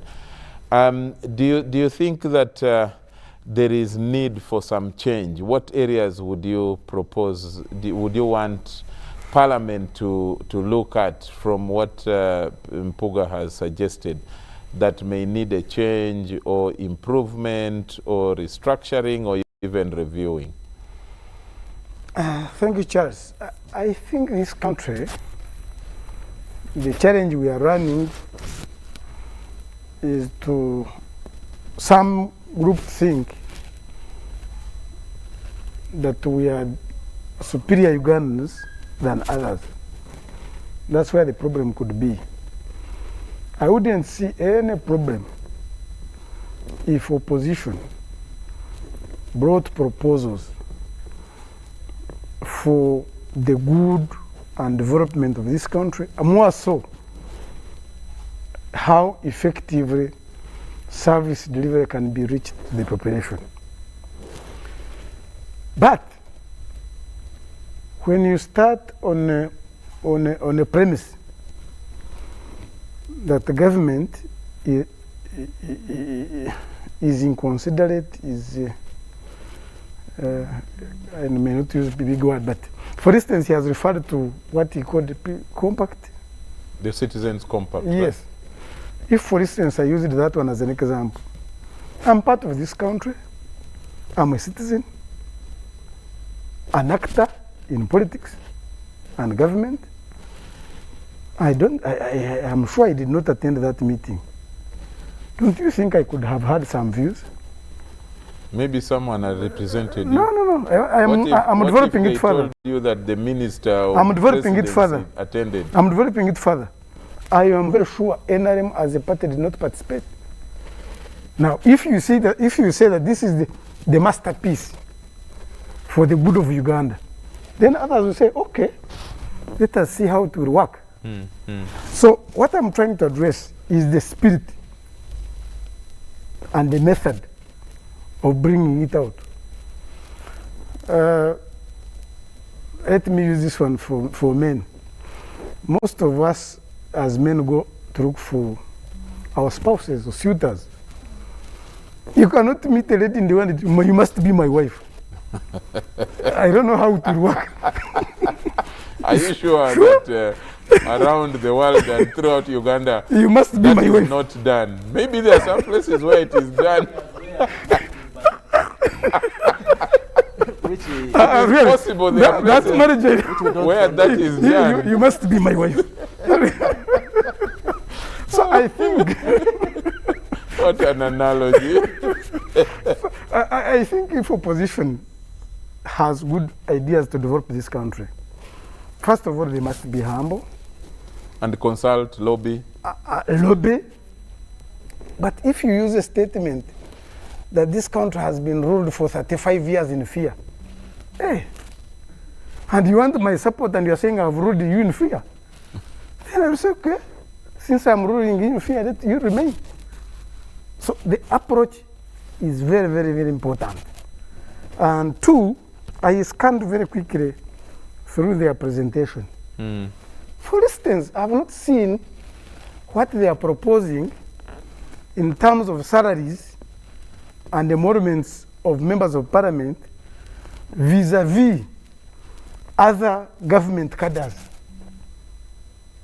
I have not seen it that for them when they come, MPs are going to be paid less and other cadres of government will be paid highly. Because these are matters that touch everybody.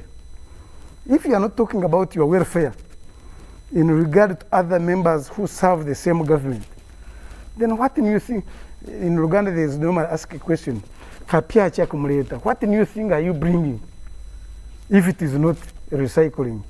So to me, this marriage of saying you must be my wife, I don't know it, how it will work. He actually mentioned that some of them are regurgitated proposals, yes, but that they should be debated. Yeah, but that's what I'm saying, the spirit. How are you going to debate with me when you are putting me on gunpoint? Okay. And at the same time, you don't have the capacity. Which is an important, probably, Miss Lope, you need to take that as a good feedback, because in politics, I think it's very important to have that approach of win-win. And where do we meet? Somewhere is it in the middle, or do I give 75 and you take 25, I lose 25? The compromise, the consensus building, lobbying, maybe that is something you will need to take. In the media, how many times have you debated a legislative agenda from Parliament, from the opposition? I beg your pardon? For the time you've been in the media, yeah, how many times have you been part of a debate of an opposition legislative agenda? I think this is the first time they are bringing this. I think this so your spiel should be settled. I think this is the first time I'm seeing this kind of agenda, apart from the alternative to the budget that the opposition does every year following the presentation of the government budget. So for me, I like it. As a journalist, I like this approach. But maybe to your colleagues who also are saying, for us, we are the majority. Charles, it's not about majoritarian rule. We are making lots of proposals to invite the country to debate the future of this country. And if there are people out there who believe the future of this country belong to those that have a lot of power to say we are going to mobilize. You see, what if we counter-mobilize the community? Will the numbers in Parliament be able to surmount the community mobilization? So that's not our approach. And I want to invite... No, that's what I challenge you. I want to invite... We have had those confrontations and we go in Parliament and we vote. One of it was age limit. I want to invite these comrades. But I thought what he's saying is that it is not about we have the votes.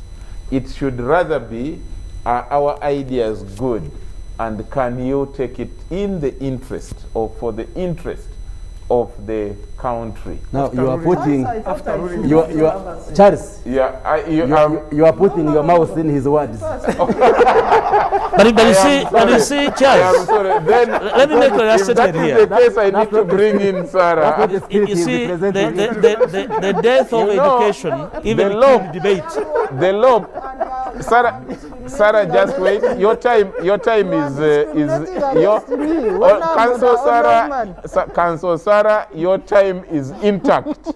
I'm the one I'm the provider of time here, so no one will lack. You are. Honorable Chris. No. Let me say this, Honorable Chris. Let me say this. The Honorable Lope is a very able. His background is teaching. Yes. His background is law.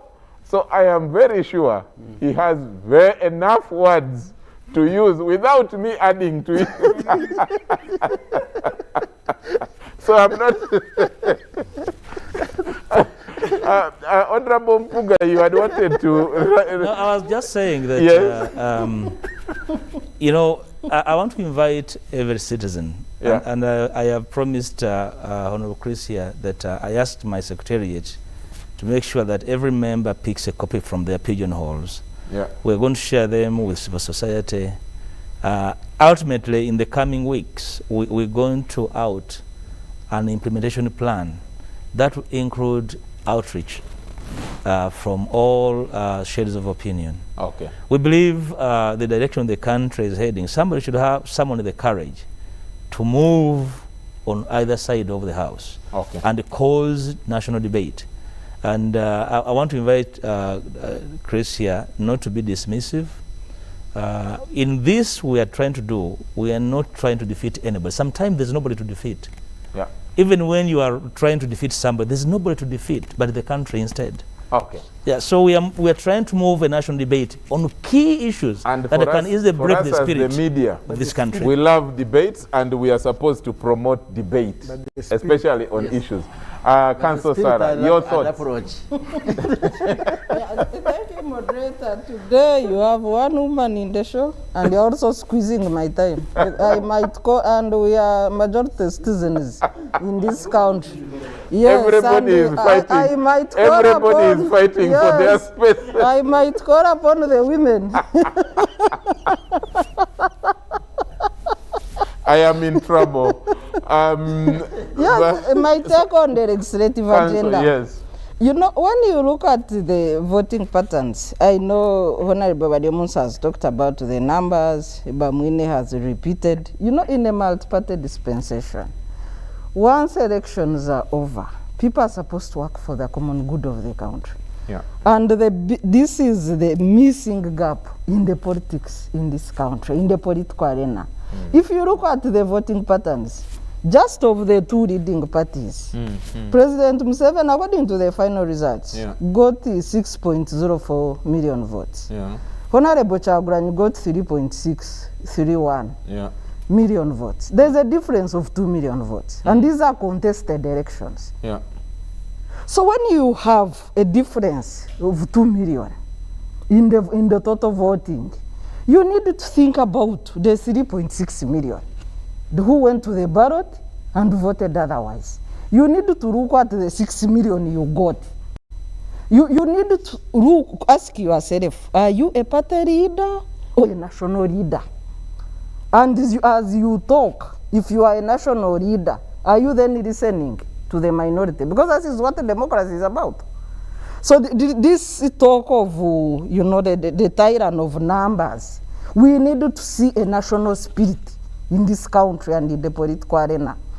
Having said that, what are the governance challenges in this country? I work at the Center for Constitutional Governance. The issues we are grappling with are really the gross human rights violations. We even have an international indictment at that level. Uganda is up for peer review. The UN peer review mechanism, Uganda will be reviewed in January and February on the aspect of human rights, the status of human rights in this country. So what is our outlook? If you come to the electoral reforms and the contestations that have happened, for every election you have contestations. We need to live in a country where participants in presidential election can call each other and say, I concede, congratulations. What we see in other democracies. But in our country, the biggest conflict now is elections. You have everybody, people are prohibited by law, you have killings, you have abductions. So is elections war? We need to discuss that as a country. We have escalating public debt in this country. And these are some of the issues. I've had an opportunity of looking through the proposed alternative legislative agenda. The recommended public borrowing is 50% of GDP. We are above 55% of GDP in terms of borrowing. We are into an economic recession caused by COVID economic impact. So where should we go as a country? And the agenda proposes fiscal reforms. The Public Finance Act provides that for every first 3 months of a new government, the Minister of Finance must present a chart of fiscal responsibility in Parliament within the first 3 months. The deadline passed on 22nd August. The Minister of Finance has failed to present a chart of fiscal responsibility in the new Parliament. And the leader of opposition, we want that because we are in a crisis in terms of fiscal management in this country. We are in a crisis.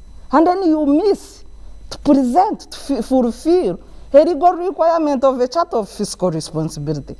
We have multiple creation of multiple administrative units and fracturing the country to the extent of a bloated administrative bill. We need to have national dialogue on these issues. Every day you are creating districts, constituencies, even units that are not viable in terms of governance. What is the agenda? What is the focus? At regional level, we talk of integration.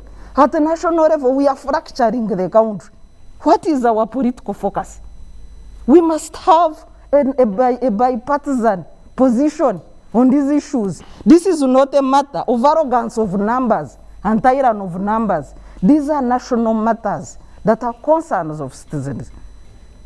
We have the healthcare infrastructure challenges. Amid this COVID, we all know what we have gone through as a country. These are not partisan issues. People that are dying whose lives would have been saved do not wear political colors in their coffins. Whether you are yellow, whether you are red, whether you are blue, death is death. How can we prevent? How can we avail, recommended health care in this country? Yeah. Thank you very much. And thanks to our viewer, ardent viewer, Ben says, this is called policy entrepreneurship, Charles, and kudos. Thanks for the wonderful moderation. Thanks, Ben, for recognizing and for appreciating. Michael from Kaberamaido says, I'm liking this debate and the moderation. What I have discovered in political debate is that each side doesn't want to accept an alternative view, even if it is good. NRM versus opposition will never accept to agree on some of the things present the other side. And thank you so much, Michael. They are both here, so they have listened and they have taken that feedback. And then I think no, there are so many messages, but I can't read them. We have run out of time. I'm only going to allow Honorable Mpuga 1 minute and Dr. Chris Baramusi also 1 minute to wind up so that we get out of the studio. We are already into Thursday, and that was not my intention. Honorable Mpuga, way forward. Cheers. First, thank viewers and UBC for the time, very precious time to share with the country. Our views, very modest and humble views as to how we want to see the country run.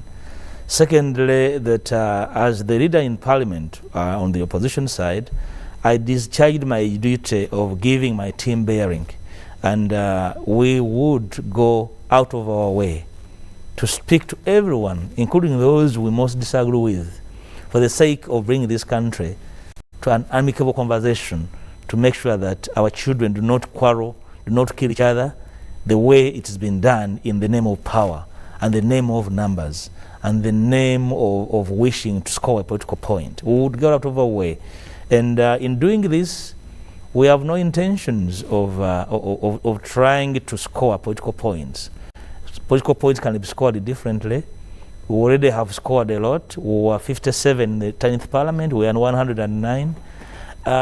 We don't think that there's going to be an election of more MPs in the Parliament. Parliament has already been constituted, but the country remains. The afflictions of the country remain in the health sector, unemployment, runaway corruption, disenfranchising people of all forms, people losing jobs in the fisheries sector everywhere, an ailing health system, education, unsure of what tomorrow brings. So we want to have a conversation, honest conversation about these possibilities, and we are not scared to debate with the numbers. Can I say this in finality, Chairs? Yeah.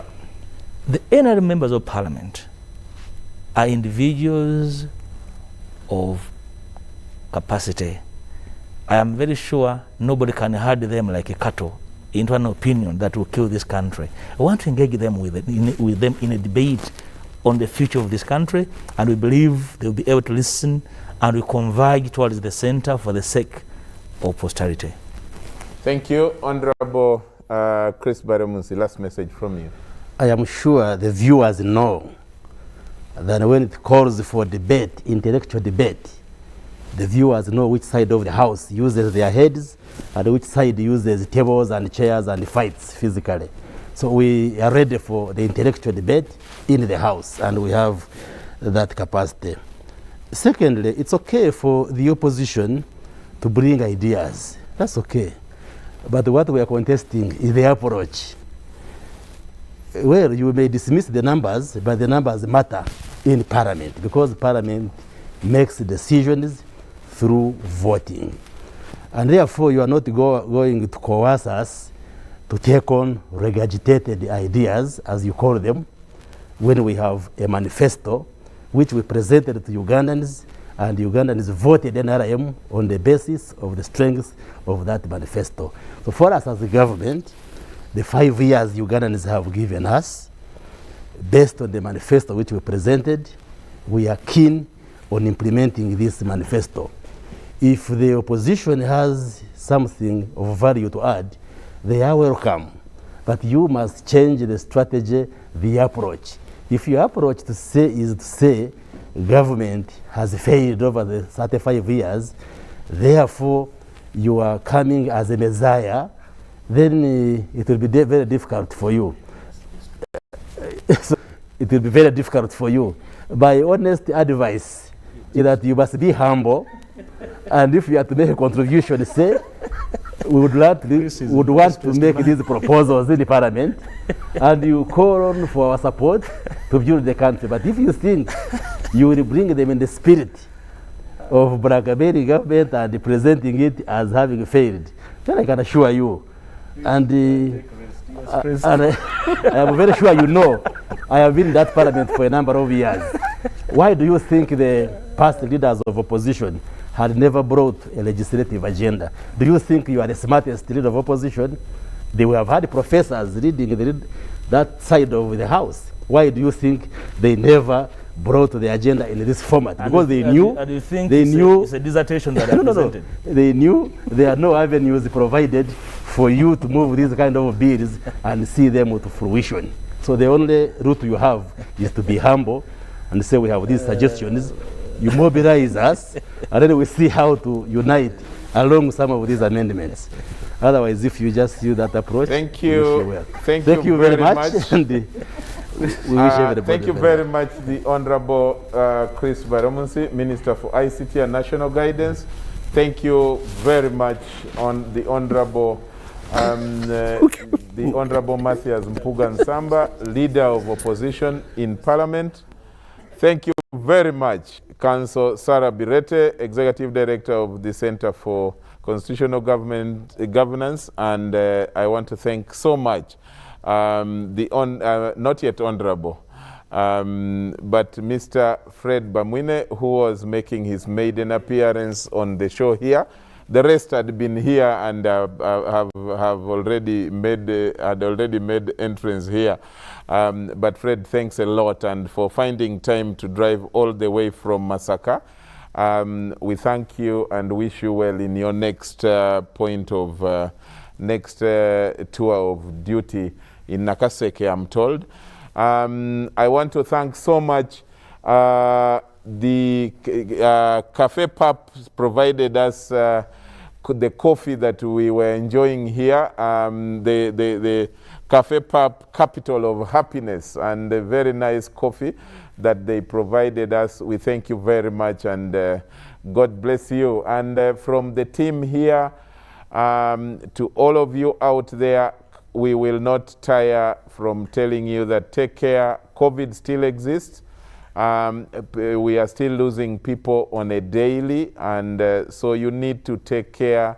Follow the standard operating procedures.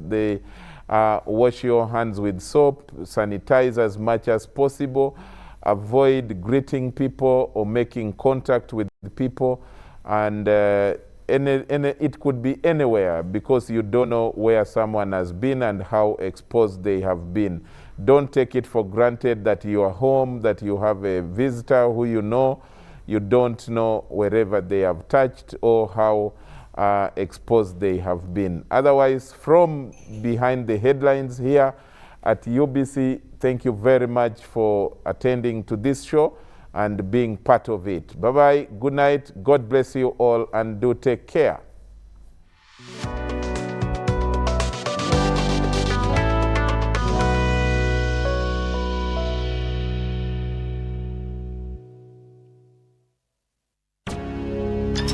buri munya-Uganda nayitinga amakuru marungi.